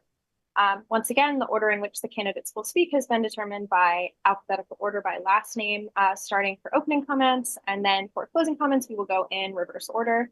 So, Ms. Connolly, you will be going first. With opening remarks, you have 1 minute. Thank you. And thanks to the Clean Elections for hosting this opportunity. Very excited to be here. So good evening, fellow candidates, and good evening, voters. My name is Janine Connolly. I'm a Democratic candidate for one of the seats in the Arizona House, filled by LD8. A little bit about myself. I'm a single mother. I raised 4 daughters while putting myself through college. I eventually got a master's at ASU in advocacy communication, which is giving voice to the marginalized and influencing policy. And I can't wait to go downtown and put that to good use. I'm a skilled community organizer with the ability to I have a track record for bringing people together and solving problems. And I am known as the Get It Done girl. So I'm really excited to talk with you about those things. I've been talking with voters about representing them. We've been knocking on a lot of doors. But the key thing to my campaign that sets me apart from others, I think, is I want to bring represent back to the office of being a representative. Voters are telling me that they'd like us to focus on K-12 ed, that they're concerned about affordable housing. That's our second top concern. And the third is access to abortion. And I agree. I also tell voters that I'd like to take some of the top issues off the shelf. I feel like they've been there for a while, that we've focused on personal agendas right now. But we need to get back to water, the environment, homelessness, climate change, and there are others. And so that's what I want to go downtown to do. I embody the consistency we need now in the Arizona legislature. My campaign successfully came through the primary, thanks to voters like you. Enjoy the evening, and as you listen, please consider Janine Connolly for your November vote. Thank you. Thank you very much. All right, Mr. Garcia, you're next. Hello, everyone. Good evening. My name is Brian Garcia. A little bit about me. For my family, education is the American dream. I was born and raised in Arizona by parents from El Salvador and the Pascua-Yaqui tribe in Mexico. And upon becoming citizens, they fought to ensure my brother and I had access to opportunities. My desire to serve is rooted in fighting for our families and our community. This is home. I was raised by our community. I'm the first one in my family to graduate from high school, college, graduate school, and earn a law degree. I'm a community advocate, an attorney, and a proud product of the LD8 community. And as a first-generation graduate of our Tempe Public Schools, I served on the Tempe Union High School District Governing Board as president and vice president, and I've been fighting to protect public education, advocating for pro-democracy policies, and have represented unaccompanied children. And we feel the implications of what decisions have been made down at the legislature. And so I'm grateful to earn the endorsements of a strong progressive coalition of individuals and organizations that are fighting for the issues on the front lines. Everything from obviously public education, reproductive freedom, housing, healthcare, and democracy, indigenous issues, and so many more. And so I look forward to the discussion tonight. Thank you so much to Clean Elections and everyone joining us. Thank you. All right, Mr. Rook, you're up. 1 minute. Yeah, good evening. Thank you again for hosting tonight. So good evening, everyone. My name is Trey. I'm a Gen Z candidate running for state legislature here in District 8 under the Green Party. I'm Arizonan born and raised. I've spent my youth and adult life navigating the modern world right here in Arizona. Joining this race was simply a matter of principle for me. Right now here in Maricopa County, here in District 8, we have over 10,000 homeless Americans, including veterans, educators, former classmates, brothers, sisters, people that we know and grown up with, on our streets right now, here in September 2024. Over the last 4 years, we've seen drastic rises in housing, grocery, and everyday necessities. Unfortunately, wages have not increased to match the rise in living expenses or inflation. As we sit here tonight debating the merits of our policies, billionaires are continuing to exploit us. Corrupt and paid off politicians are cash checks at our expense. The wealth inequality gap has only astronomically increased in recent years. And my campaign seeks to address these very real issues. My campaign seeks to introduce and support sensible legislation. In doing so, we can address the housing crisis, the drug epidemic plaguing our neighborhoods, and address root causes to our very real issues. So a vote for green is a vote for equitable opportunities for all Arizonans. Thank you. Thank you all very much. So with that, we're going to jump into it. So taxes are a primary concern for voters, according to a survey by Clean Elections. Do you think Arizona's tax codes need to be changed? And if so, how? We are going to start with Mr. Garcia. Yes, thank you so much for the question. Yes, I do believe that we need to address our tax code. If folks have been watching and listening to the Senate debate in LD8, It was brought up around the flat tax. We've seen the implications of that and how detrimental it's been to our budget and our state budget. But not only that, but also the impacts in various loopholes and how corporations are taking advantage of our tax code system and how it's being burdened and burdening working families, like all of our families here in LD8. And so there's always discussions and growth in how to figure out to move forward and be thoughtful in how we're providing for economic growth in Arizona. And I think we start by, addressing what our tax code looks like. Very much. Right, we're going to go to Ms. Connolly. Thank you. I think that just by virtue of the fact that we are so underwater in our budget, we have to take a strong look at how we are taxing and where taxes are going. You know, it seems like small businesses, which have always been the backbone of this country, are really suffering right now. Why is that? And of course, schools is our largest burden, and low-income people seem to be carrying a lot of the weight of what is going into the tax system right now. You know, people want to kind of pass the buck and say, well, it was COVID, or it was the relief programs, or, you know, we're not out of the financial implication. We don't quite have the economy where we need it to be yet. So instead of really addressing what are we taxing and where are taxes going. And so what I commit to you is that as your elected legislator, this is something I will look into thoroughly with new, fresh eyes, and unfortunately a very curious mind, which can be really frustrating to some people in some regards. And tax people are probably going to be frustrated by me, but I want to understand it inside and out. I want to be able to look at it and say, you know, maybe this, maybe that, maybe we need to make changes here, because it has been a problem. And right now it is a tremendous problem that we need to get resolved for the citizens of Arizona. We owe them that. All right, Mr. Rook. Yeah, thank you. So I think they had valid points. I would expand upon that additionally. So Minnesota in 2021 recently overhauled their corporate tax system to a tiered system. I would take models from that and implement that into our tax structure. They've seen revenue increase since 2021 implementation, specifically Minnesota statute section 290 for reference. I would also reintroduce the rental tax on corporate properties. I believe that was at 2.5% before it was legislated out. I would actually increase that to 3.5%. So we would see a rise there on corporate property.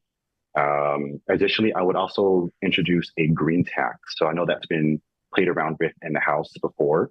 I would introduce a green tax on industries that are significantly impacting the environment. Right now, Arizona is putting a lot of investment in energy-intensive industries. So the CHIPS Act is seeing a lot of investment here. That's an energy-intensive industry. A lot of AI companies are developing their data centers here in Arizona.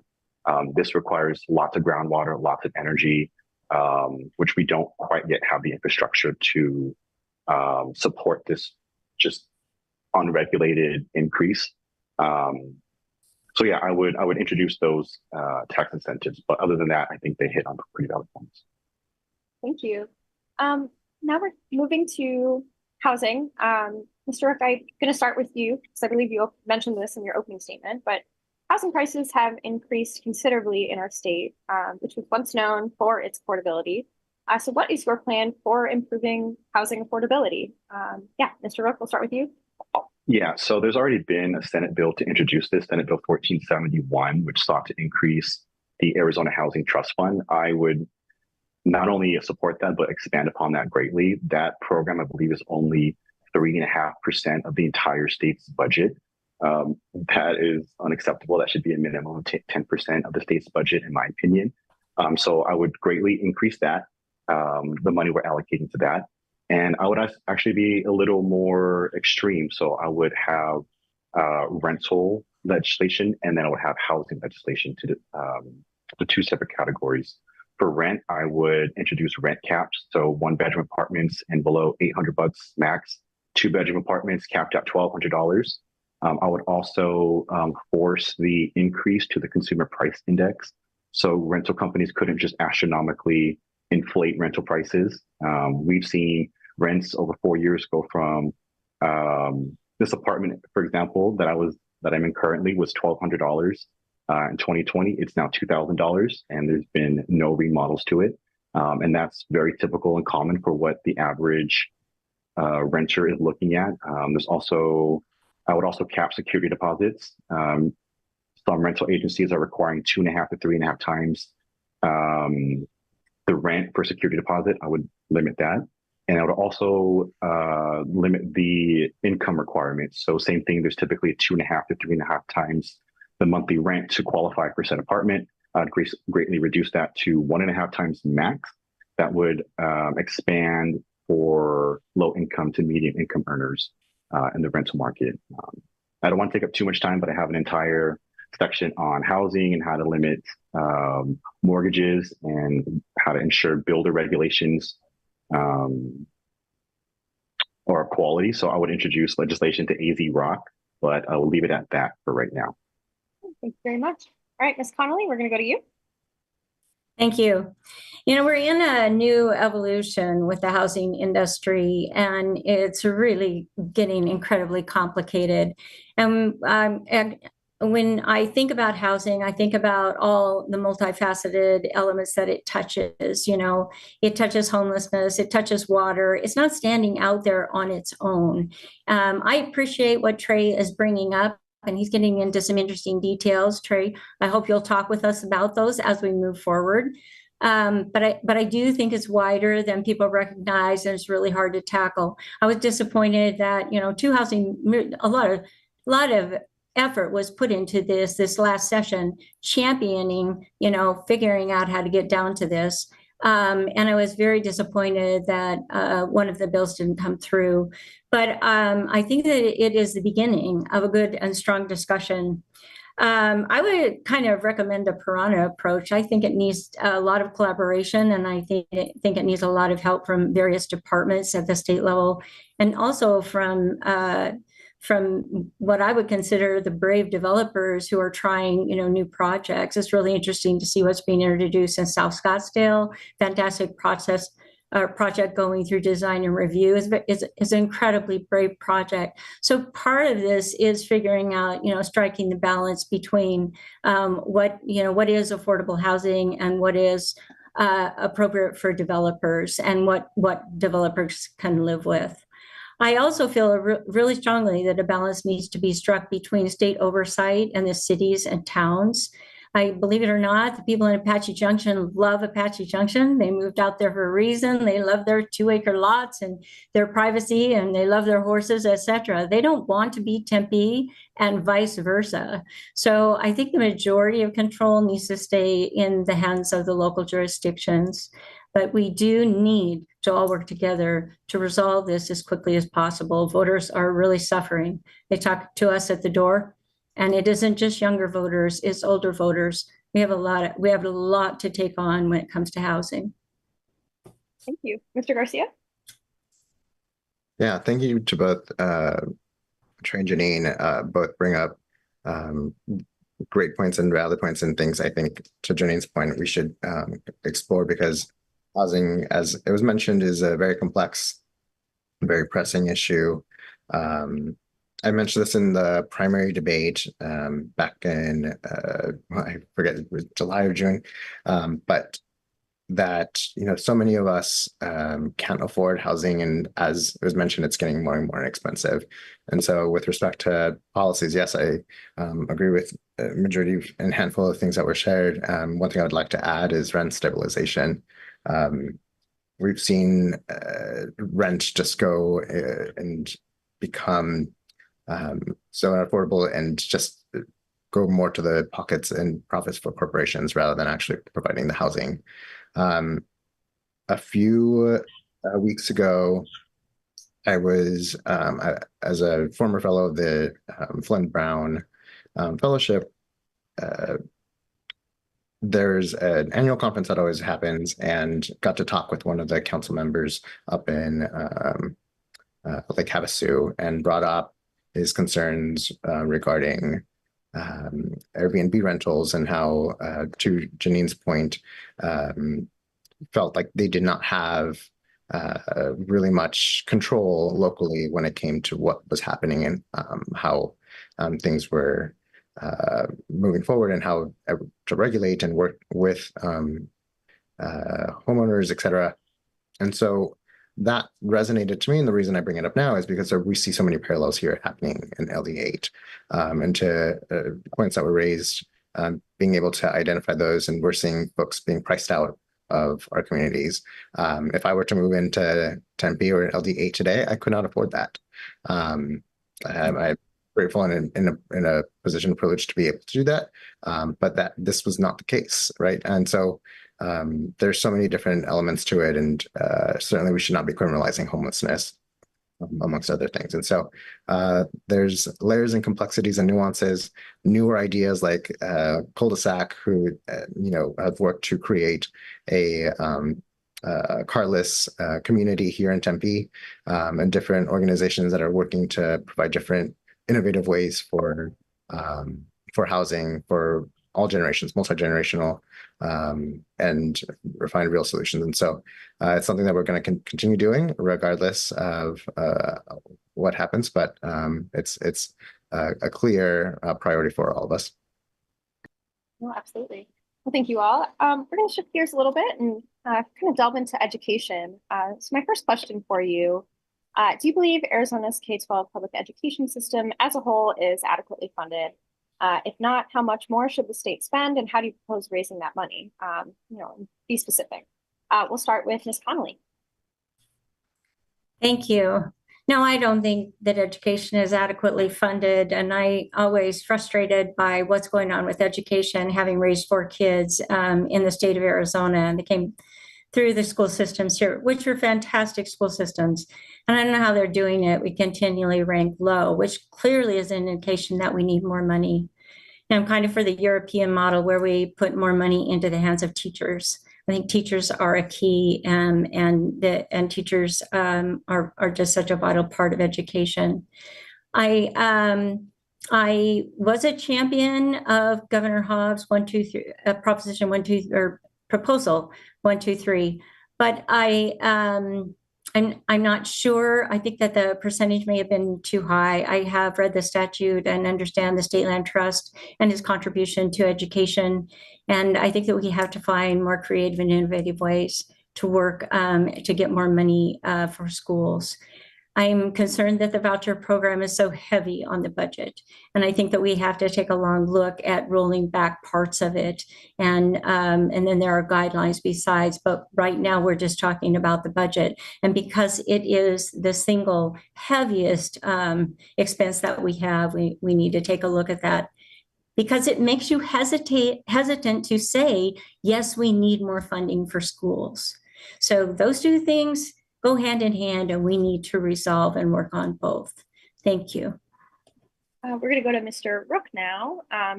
Repeating the question, do you believe K-12 is adequately funded? And if not, how much more should the state spend? How do you propose raising that money? Yeah, thank you for the question. So I agree. I actually am in favor of completely phasing out the voucher program in its entirety. Again, we saw that the ESA program was the reason for fiscal year 2023's budget deficit. So I'm completely in favor of phasing it out. There's no reason we should be doing it. Additionally, I am a product of the Common Core, the Standardized Testing Act. I'm not sure if anyone else on tonight's panel actually is. So I can see firsthand the effects that Governor Doug Ducey's $300 million theft from the public education system had on students like myself. I was 4th grade at the time.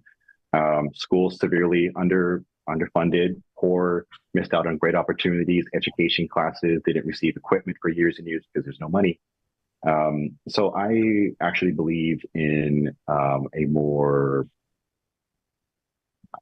to use Janine's word, piranha approach. I would actually overhaul the Standardized Testing Act in its entirety and implement a Montessori-styled education system. I would support free online K-12 programs. So if parents decide to completely homeschool a student, we have robust curriculum for them to keep pace with students in their age group.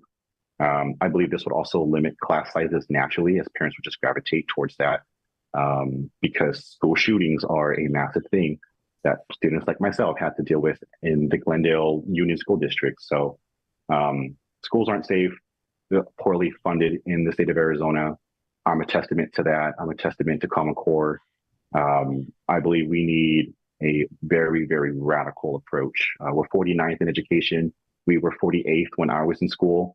I graduated 2016. So the fact that we're now one spot lower, the fact that we now have, according to AZ Merit, we have 60% of students relying on the free meal program, and we can't fund it. We don't allocate the money to it. So what we're doing is a joke. The legislation the last 30 years is a joke. So I believe overhaul the whole thing. Thank you. Mr. Garcia. Yeah, thanks so much. Education is near and dear to me. This is something obviously I really care about. As a former school board president and for Tempe Union, we were faced with the realities of the severe underfunding of public education in Arizona, and trying to recruit high quality teachers and not only recruit but also retain our amazing teachers that have done so much within the community and for our students. But with respect to how we're going to fund this, years ago, the Arizona Supreme Court kicked off Invest in Ed off the ballot. That was one mechanism to help address it. I would consider evaluating how best we can maybe revisit that. Another piece, as I was mentioned, were the ESA voucher expansions. We need to address that. It is clear that it has a substantial impact, and it is designed to privatize education and have a detrimental impact on our public schools. And we saw it every single day in the impact on our public education budget, obviously with the state, but in particular also how that impacted local school districts like Tempe Union and Scottsdale as some examples. Also looking at the aggregate expenditure limit, this was something that prevented schools from operating and relied on the legislature to do its job before even allowing to form its own budget, which impacted its own pieces to it. Obviously, there's Prop 123.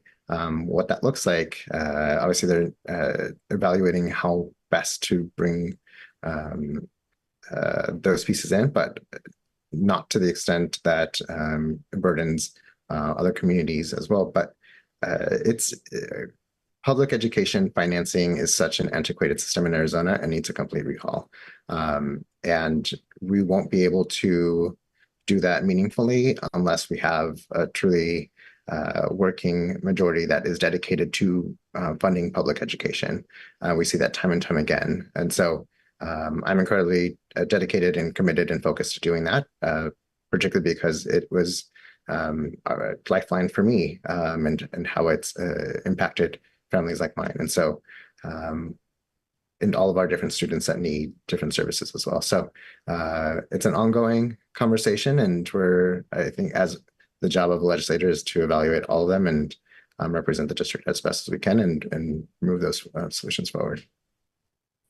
Thank you very much.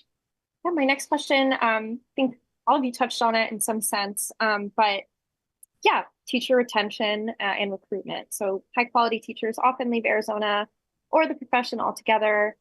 So how would you propose we keep teachers in the classrooms? And do you have a plan to attract a new generation of teachers? And we will start with Ms. Connolly. Thank you. Yes, I agree 100%. And I think that the teachers that we have are overburdened. We need to figure out how to work with that as well. Brian is the expert on education, and I will always go to him the rest of my life, I think, and ask him, what do you think about this? What do you think about that? And he's great.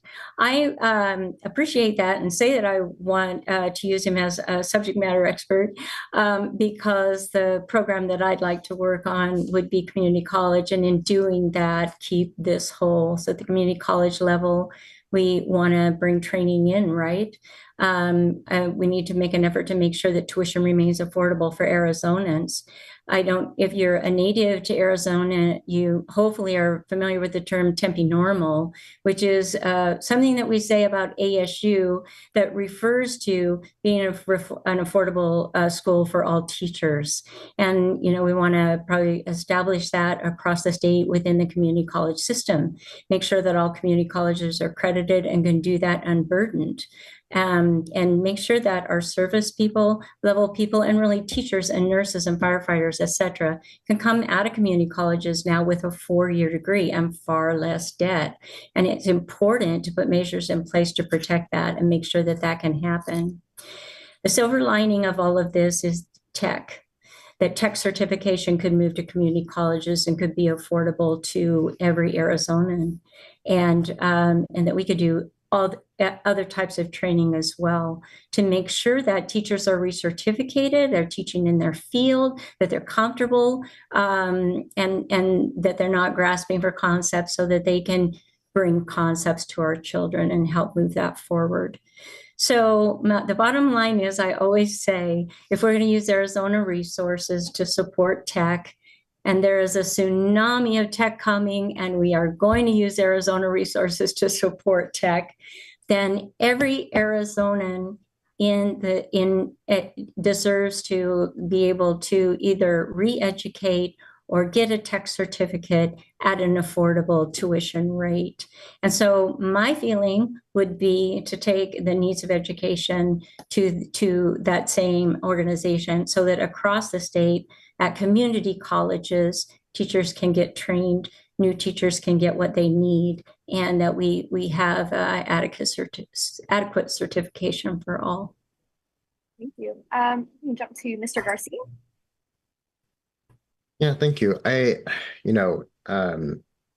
is obviously also a near and dear issue to me. I'm able to be where I am because of teachers, like my 8th grade social study teacher, Mindy Udall from McKean Middle School, who went above and beyond for me. I'm an English language learner. Spanish is my first language. I had to teach myself grammar in law school. And so I really relied on so many educators to help me through. And I think we start certainly by recognizing the teaching profession as a professional and valued area to go into. So many times in having discussions with educators, felt that they were not valued, that they were not appreciated. And especially when there's so many different new duties and things placed upon them, and their profession was not respected. And that came with compensation. That came with what benefits look like. That came with providing not only mental health services for our students, but also for our teachers and our educators and our staff, and providing a well-rounded, comprehensive levels of support and even interventions for our educators. We're not really checking in on them. And we really saw that in the height of COVID, when we were asking them to pivot every single week, right? Because we were getting all this feedback on how best to provide the best education to our students. It goes to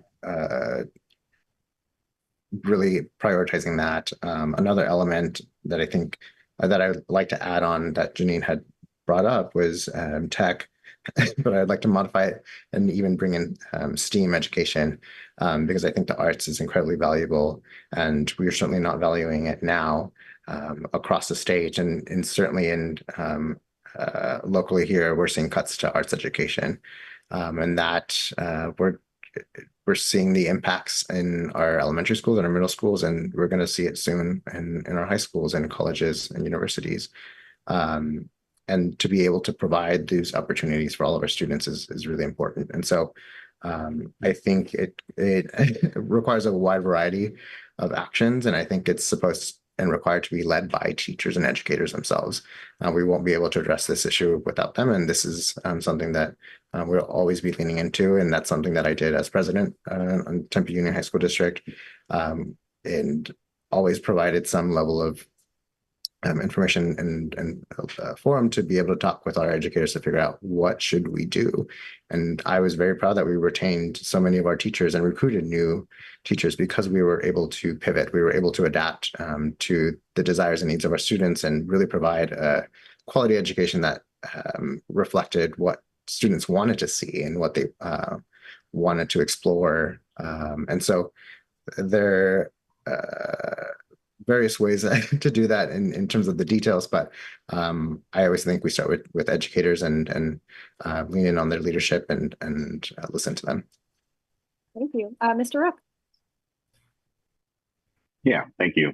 Again, Janine, Brian, really good concepts. I love the idea of funding STEAM education and really focusing on those tech certifications. I completely agree with that stance. To kind of go to the question, I believe according to the National Education Association, Arizona ranks 45th in teacher salary in the nation. So that's pretty terrible in my opinion. Yes. So I would actually support Senate Bill 1010 from 2022, I believe it was, that sought to increase teacher salary by 3%. I would actually be more, again, liberal. I would greatly increase that to 5% if that bill was to be reintroduced.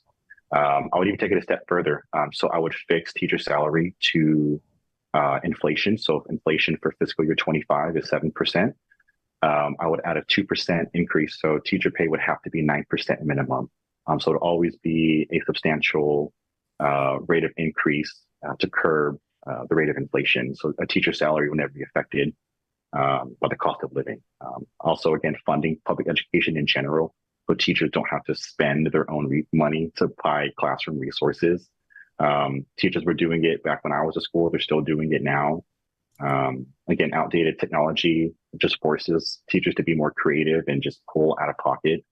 That's unacceptable in my opinion. To address teacher retention, again, I believe fixing their salary increases based off performance and the rate of inflation is a start. But I would also kind of what Brian was touching on. So during the COVID era, we saw a lot of attacks to our public educators, a lot of criminalization for books, for teaching certain subjects, critical race theory. I would enshrine protections for teachers to limit anyone's ability, a parent, another faculty member, a politician, to come after a public educator for what they're teaching in a public classroom, as long as it's, in par with the curriculum. But teachers don't have to fear. They don't have to fear going to work and a book they read in class gets them suspended without pay or threatens their job. So I think addressing, again, the inequality in their pay is a start, and then just ending the criminalization of teachers. Thank you. All right, we have a voter question for all of you. So given Arizona's near majority revenue source is intergovernmental transfers, according to the state treasurer's revenue report, what are your plans to make Arizona less reliant on federal funding? We will start with Mr. Rook. Yeah, so I actually think we have an opportunity to create green jobs right here in District 8. I believe it was the last legislative season, the underutilized land from the Phoenix airport to the Tempe Town Lake, just that massive 10-mile stretch of dirt, they designated that land for potential utilization.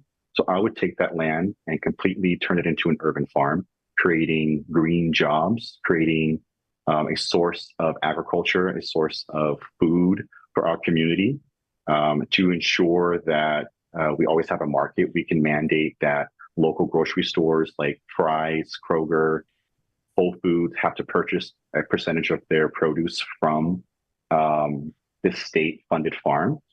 So always ensure there's a buyer for our resources. So I believe we can create green jobs. There is lots of opportunities to create incentives here, to create jobs here. Again, to invest in the people with those education certifications and public education in general. I believe that's how we pivot away from the federal government. We bring jobs here, we create skilled jobs, and we focus on education. That's how we pivot. Ms. Conway? I like that, Trey. That's very good. I think that it probably is a million little things to get because it's such a huge part of the income stream, and becoming less dependent on it over time is going to take a tremendous effort as we also work to balance our own budget. And so I would really advocate for incremental and responsible steps and looking at, at every possibility, and then also the costs of every possibility and the benefits of every possibility. I don't disagree with having less dependency on federal money as a state. I think it's important to balance the budget, and I think it's important to be self-sufficient. That's how I live my life, and that's how I'd like to help the state, where I'd like to help the state get to. But I think that, for example, I have heard that they're talking about bringing back TIF, which is a tax increment financing. It's a little complicated. It went away for a while. Only 2 cities had it, so they took it away altogether. Now they're talking about bringing it back altogether. But before they do that, I really think we need to understand who pays the incremental tax that supports tax increment financing. So everything like that, that's just an example, everything like that would need to be delved into. I think basically it's a perspective shift. I think we have to care and set a goal and really work to do this, and we have to not be afraid of it. And I hope to be at the legislature, and I hope to be among a group of leaders who would be open to working on that and other incredible feats like fixing education that would make our state greater. Mr. Garcia? Yeah, both brought up great points. I think to add on, for me, it definitely goes to identifying different items that aren't necessarily helpful, and cutting and addressing or revamping whatever those are. But also being cognizant around, yes, we need to make the pivot and transition to clean jobs.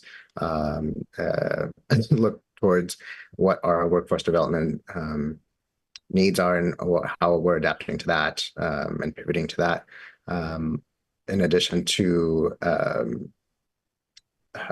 looking at how we are evaluating all of our different budgets and needs, et cetera. So it's a full comprehensive evaluation. There's I don't want to go again and reduce federal funding. The federal funds we receive are so essential to so many different essential services that we see here, whether it be housing, education, healthcare, et cetera. And so, and how all that feeds into and also provides and supplements what we see there. But as we know, we can't exclusively rely on that federal funding. On the school board, we saw obviously the COVID funding come through.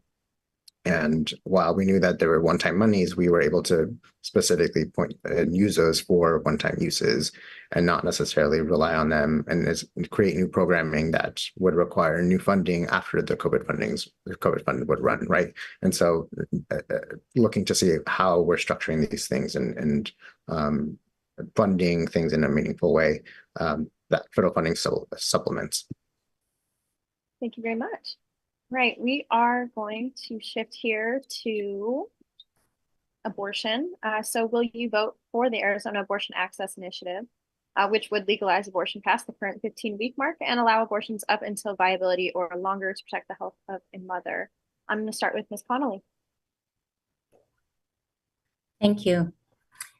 Amending the Arizona Constitution to establish a woman's fundamental right to have an abortion is what voters want. That's how we got Prop 139. And I would even extend that to any pregnant person. I want to be clear about that. I think that a woman should have the basic right to make her own healthcare decisions. And there are an array of decisions that they're starting to talk about. So, of course, women are very concerned that once you open this envelope, it's going to be more and more and more. I am the woman on the team, and I have raised 4 daughters. I would be remiss not to say, you go through a lot, you learn a lot. But that is not to dismiss Brian and Trey, because there are always, there's always a partner or another person, a sister, a cousin, a close friend. We are all touched by this, and we need to get it resolved. So I'm very strongly for a woman's right to choose. Thank you. We'll go to Mr. Rook. I mean, yeah, that was perfectly said, in my opinion. So I'll just say this as a gay man who has no intentions of ever having children. What goes on between a woman and their doctor is their business. I'm a firm believer abortion is healthcare. Healthcare is a human right. Everyone should have access to free healthcare. So yes, I will support Prop 139. Thank you. Mr. Garcia. Yes, I will be supporting Prop 139. I think it's incredibly important that we, as was mentioned, abortion is healthcare, and that abortion needs to be enshrined. Abortion protections need to be enshrined in the Arizona Constitution. We saw exactly what anti folks want to do when Roe was struck down, and when the opinion was leaked, and then obviously the subsequent opinion, and what the plan is after there. And this is not they will not stop here. And so I think it's incredibly important that we protect abortion rights and continue to expand that to prevent anyone from interfering in our own healthcare decisions, because that is not the role. Thank you very much. All right, we're going to look at just one other ballot measure here. Will you support HCR 2060 or Prop 314, which would make it a state crime to be in the country illegally and require local law enforcement to enforce that law? We're going to start with Mr. Rook. Yeah. No, I won't be supporting this. This is just SB 1070. I think Lauren, I believe, said it exactly on par. This is 1070 on crack or steroids, she said. No, I will not be supporting it. And one point I would actually like to make, the dangers of supporting this kind of legislation. In my humble opinion, our police department lacks the education, lacks the skill set required to effectively roll out this legislation if it were to pass.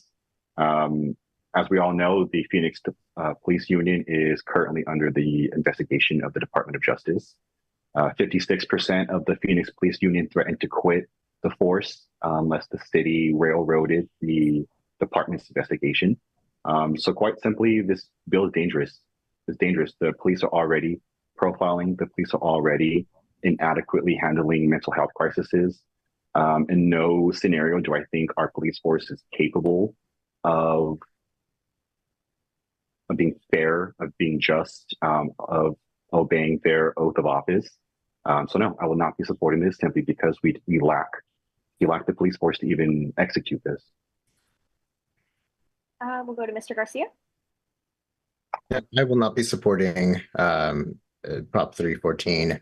As was mentioned, it's worse than SB 1070, 1070 if you will.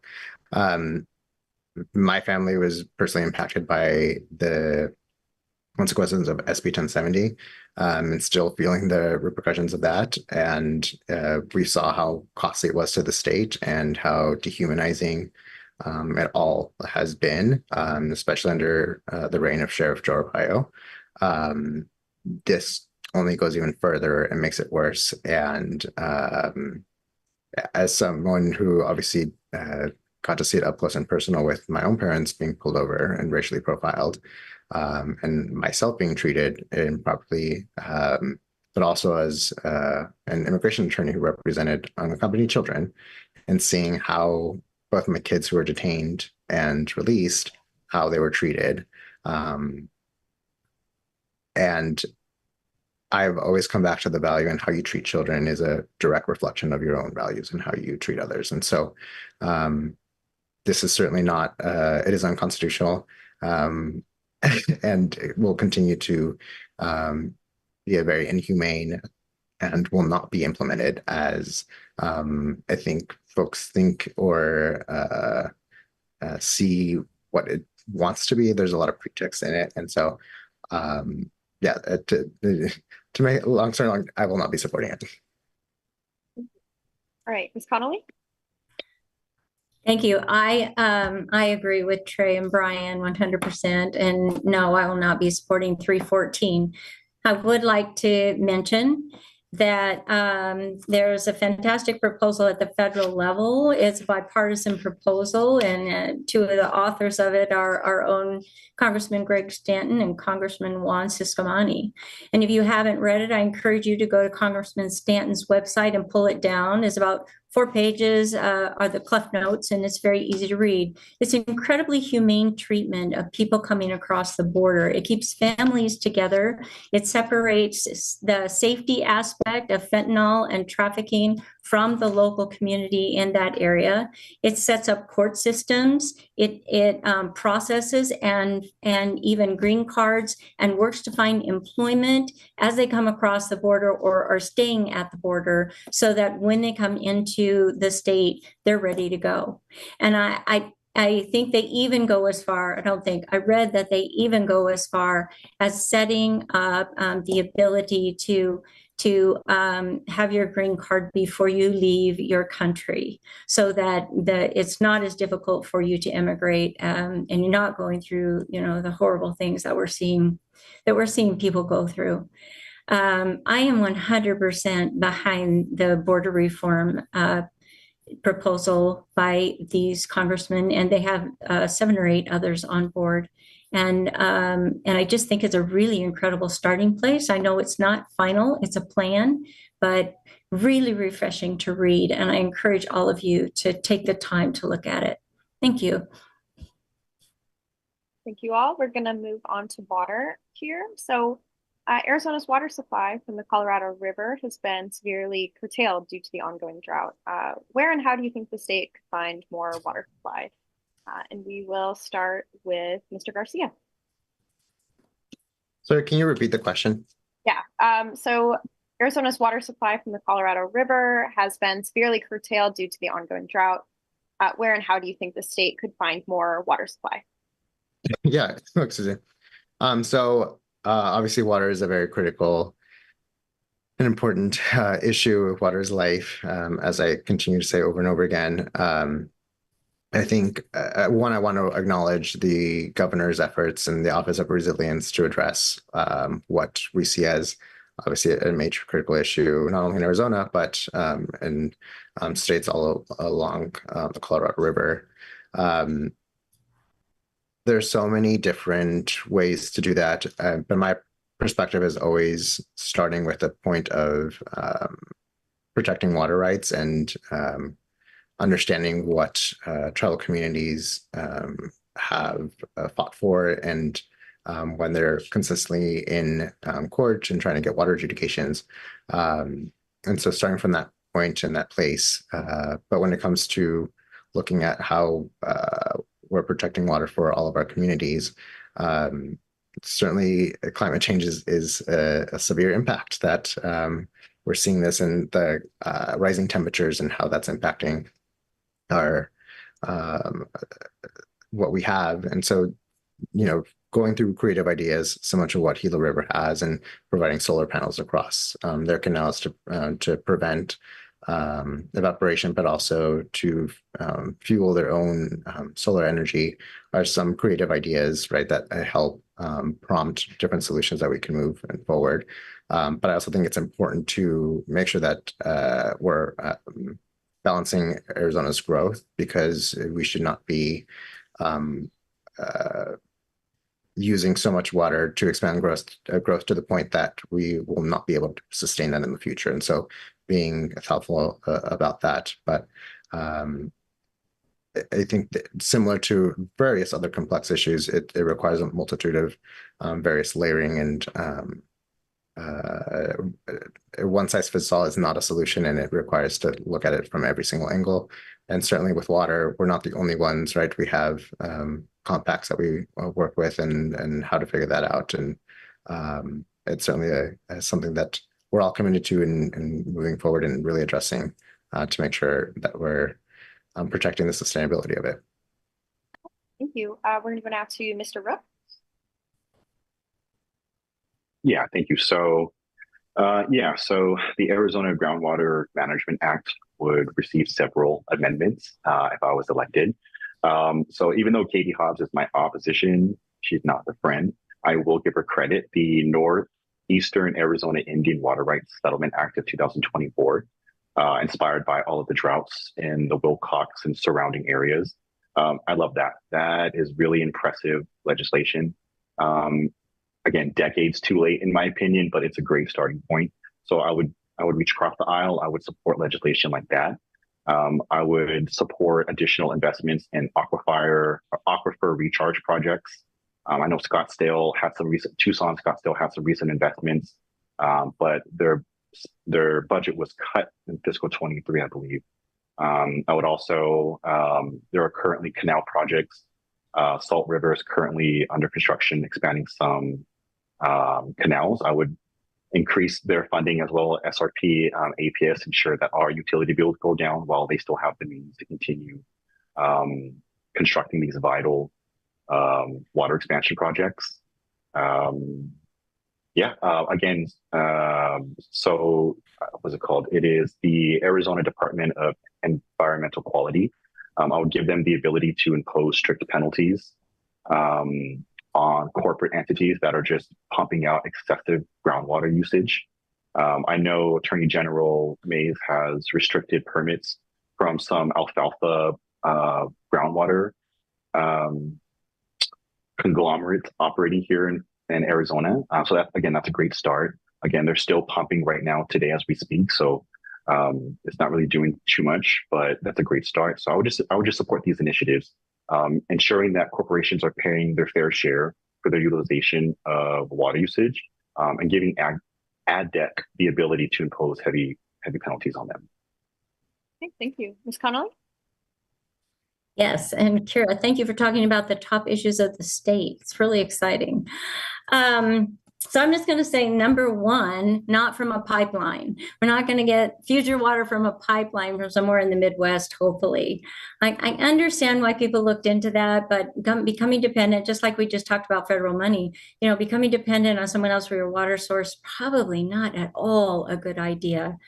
So I'm just going to say it's going to take everybody. There are things that need to happen at the government level. There are things that need to happen at the water utility level.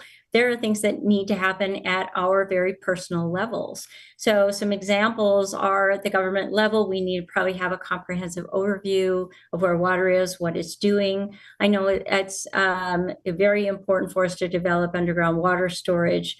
We're likely going to develop some water compacts with every tribal entity that has received water rights out of the adjudication, and rightfully so. If they are able to market their water, I think that they should be allowed to do that, and I think that we should look at them as a new source for future water. SRP is currently raising Bartlett Dam.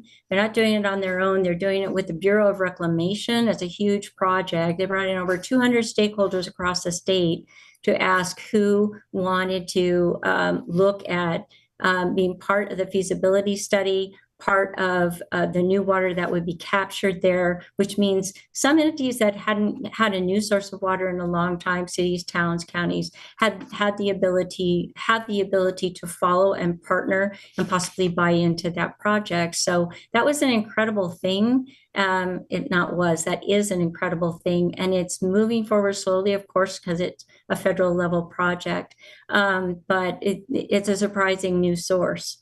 I think that we have to get really brave. I think the Purple Pipe program is on its way. If you don't know what I'm talking about, we're going to have 4 pipes in and out of every building, every house, every building. And what that's going to do is give us recapture. Recapture is going to be huge, but it does cost, it's going to be an initial investment. And I think we need to encourage the large scale builders, particularly, and we talked about all this tech coming, but we need to encourage new building at every level to incorporate the 4-pipe program. And then I think at a personal level, we just really have to get committed. Unfortunately, and I will say it here first, we need to conserve. If we don't, water is going to cost a lot more. And so we're smart to start now. Convert your grass to gravel. Shut the tap off while you brush your teeth. Change the heads on your shower heads. Don't wash your car as often, or take it to a local car wash where the water is recycled. Just a lot of cutbacks that could help tremendously. And I want you to know I'm very dedicated to this. It's really important to me, water. I think about it all the time and how I can make changes. So last year I did convert my grass to gravel and planted 9 mesquite trees in my front yard. So also producing a lot of shade in 5 years. So it's going to take everybody to get this done, and we can do it. We have to do it. We have to leave a legacy of assured water for our children and our grandchildren into the future. It's vital that we work on this issue. Thank you again, Kira. Of course, thank you. And that was a perfect segue into our next question. Supply is only one part of the water conversation. The other is conservation. So do you support additional regulations on water use, either by industry or by individuals? And we will start with Mr. Garcia. Yes, certainly, especially on corporations that are pumping out water and leaving us with less. And we're seeing that, right? And certainly having some additional regulations around that. And there's always creative ways to move forward to conserve. So, but yes. Mr. Ruff? Yeah, I would definitely not support any additional penalties on the consumer, the individual. We're already out here, like Janine said, turning off the water when we're brushing our teeth, counting our seconds in the shower. We are not the problem. It is these big, large entities. I, for one, every time I walk up and down Tempe Town Lake, the sprinklers are on, these immaculate green, lush grass plots that serve no purpose whatsoever. Again, just unregulated access to groundwater. So yeah, I would support ADEQ and give them the ability to impose stricter penalties. Make sure corporations in these big, large groundwater utilizers are paying their fair share. I would not impose it on the individual. And Ms. Connolly? I agree. I think we're going to have to impose stricter penalties. And again, I don't want to charge individual residences at any level more for water, but if we don't voluntarily conserve, that is the direction that we are taking ourselves. So I don't see it as being imposed. I see us as being the masters of our destiny. Hopefully we'll make the right choices. Very much. Okay, my last question for you all tonight before we get into closing remarks is voters told a Clean Election Survey that they want their lawmakers to work with people across the aisle to find solutions. Do you believe that this is your job? And if so, how would you go about finding allies in the other party or parties? So we will start with Mr. Rook. Yeah, so the Democrats only need 2 votes to have a majority, or 2 additional seats to have a majority in the House and the Senate. So yay them. But as a third party candidate here, right now we have an entire selection of third party candidates that will be on the ballot this election cycle. The uniqueness we're in right now is if we were to be elected, if I was elected, the Green Party, third party candidates would have a lot more power in determining what bills are passed and what's gutted. This would force Democrats and Republicans to work together to reach across the aisle. A lot of the rhetoric we hear is, yeah, we'll do it, it's part of our job. And then the reality is 20 years of Republican controlled legislation. So it doesn't happen, it's non-existent. So again, electing a third party with how close the House and the Senate are, it will force them to reach across the aisle. It will give third party candidates more power to decide the direction that Arizona moves down in the next 2 years, 4 years. So right now, this is the unique opportunity to really stick it to the man and say, hell no, we're doing it our way. And there are a ton of third-party candidates that will work for you. Thank you. Ms. Connolly? Could you repeat the question? I want to make sure I answer the question. Yes, absolutely. So voters from both parties told a Clean Election survey that they want their lawmakers to work with people across the aisle to find solutions. So do you believe this is your job? And if so, how would you go about finding allies in the other party? Thank you. I've been told this is my job. When I first started canvassing, which was a year ago, I've been canvassing a year, people would say to me flat out in very, very democratic neighborhoods, I just need to know one thing in order to sign your petition. Do you have the ability to reach across the aisle? And at first I was kind of hesitant, like, is this a trick question?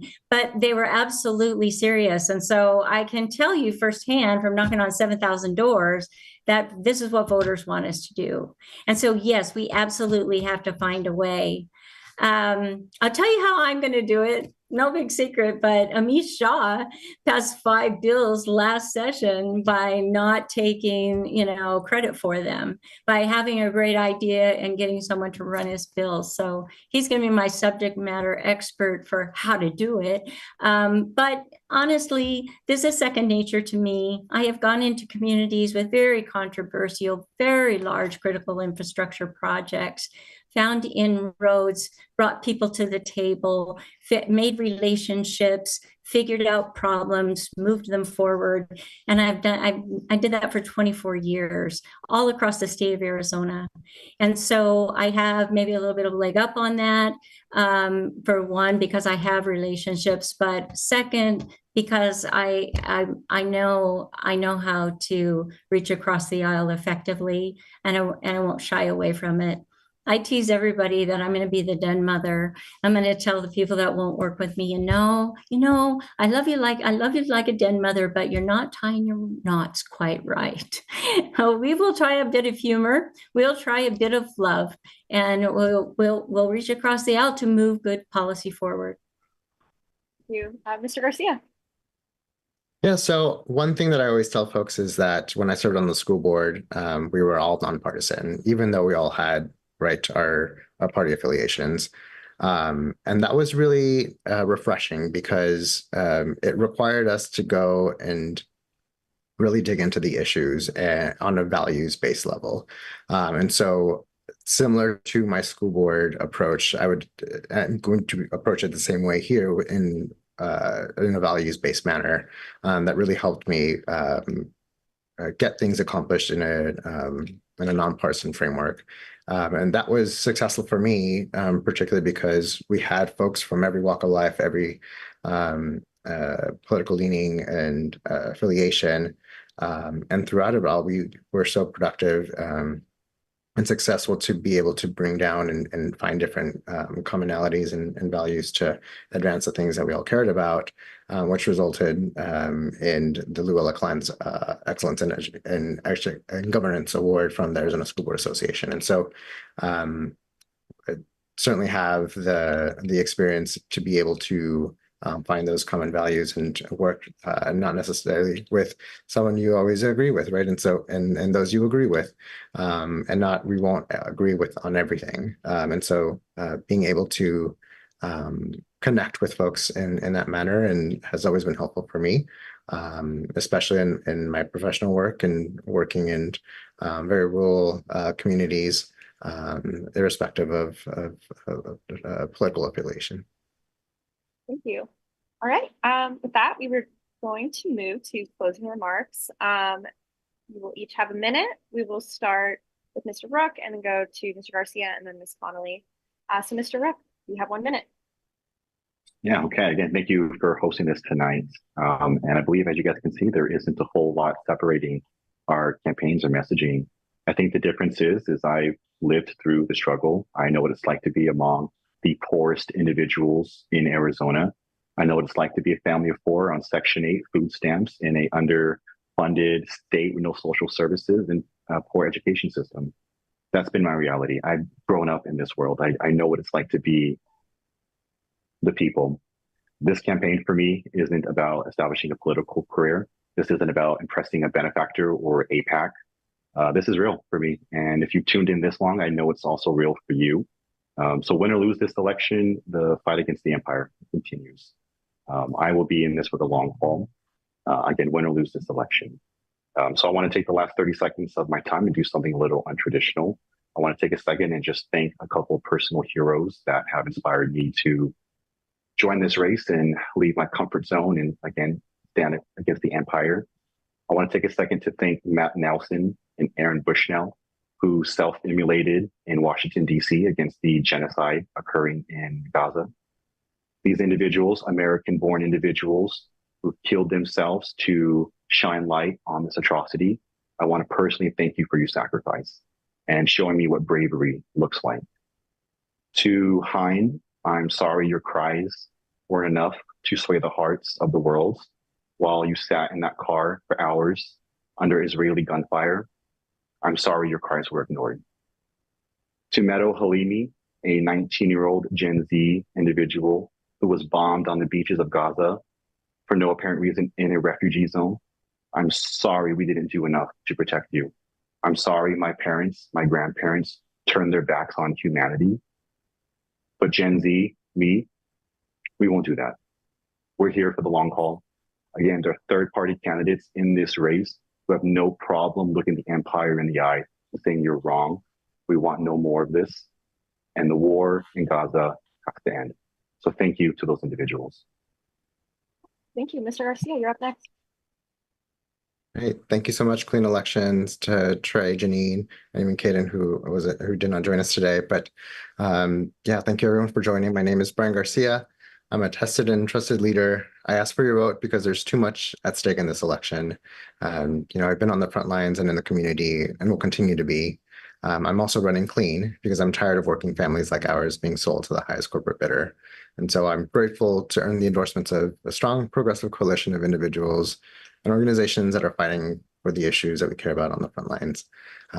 Endorsements from Arizona Attorney General Chris Mays, former Superintendent Kathy Hoffman, Save Our Schools Arizona, Planned Parenthood Arizona, the LGBTQ Victory Fund, National Organization for Women, Teamsters, AFL-CIO, Unite Here, Worker Power, Climate Cabinet, Sierra Club, UFCW, SEIU, Communications Workers of America, IBEW, Sheet Metal Workers, Run for Something, Lucha, Working Families Parties, Stonewall Democrats, and so much more and growing, and the advanced Native political leadership as well. So I'm incredibly grateful for everyone tuning in and playing and engaging in our democracy. And so I respectfully ask for your vote for the November general election. Thank you all so much. Thank you. All right, and finally, Ms. Connolly. Thank you, everyone, for joining us tonight. Thank you, Kira. You did a great job. And thanks to the Clean Elections Commission. And I want to thank Brian and Trey for wonderful civil dialogue. This is the way it should be, and I feel so grateful, and I wish that I could work with both of you. That would be ideal. LD8 needs a different direction, and I'm looking to provide that new direction. For me, it's not about getting elected. It's really very much about truly representing. I just want to bring in a new, straightforward dialogue and bring people together, whether we're working with voters or whether we're working with legislators. Doesn't matter to me. It's the same. Sit down, let's get around the table, let's talk about it and share an honest dialogue. Very similar to what happened tonight. And then finding the continuous threads and moving important policy forward, because coalition building is critical right now. So I'm for effective government that moves good policy forward. I will be sticking to the values we all share and working with others well to get things done. I have a pretty good resume. It's democracy. And so I think let's bring this together. Please look at my website, azjanine.com, to learn more about me and to review my endorsements. And I am Janine Connolly. I hope I have won your vote for the November election. Please vote for me. Thank you. Thank you all so much for debating tonight and participating. We really appreciate it. This concludes our debate. To our candidates, again, we thank you for participating and for your thoughtful answers to the voters. We thank all of you who took the time to watch the debate and inform yourselves for the November 5th general election. We encourage you to visit azcleanelections.gov for official, accurate voting information. All right, thank you very much, everyone.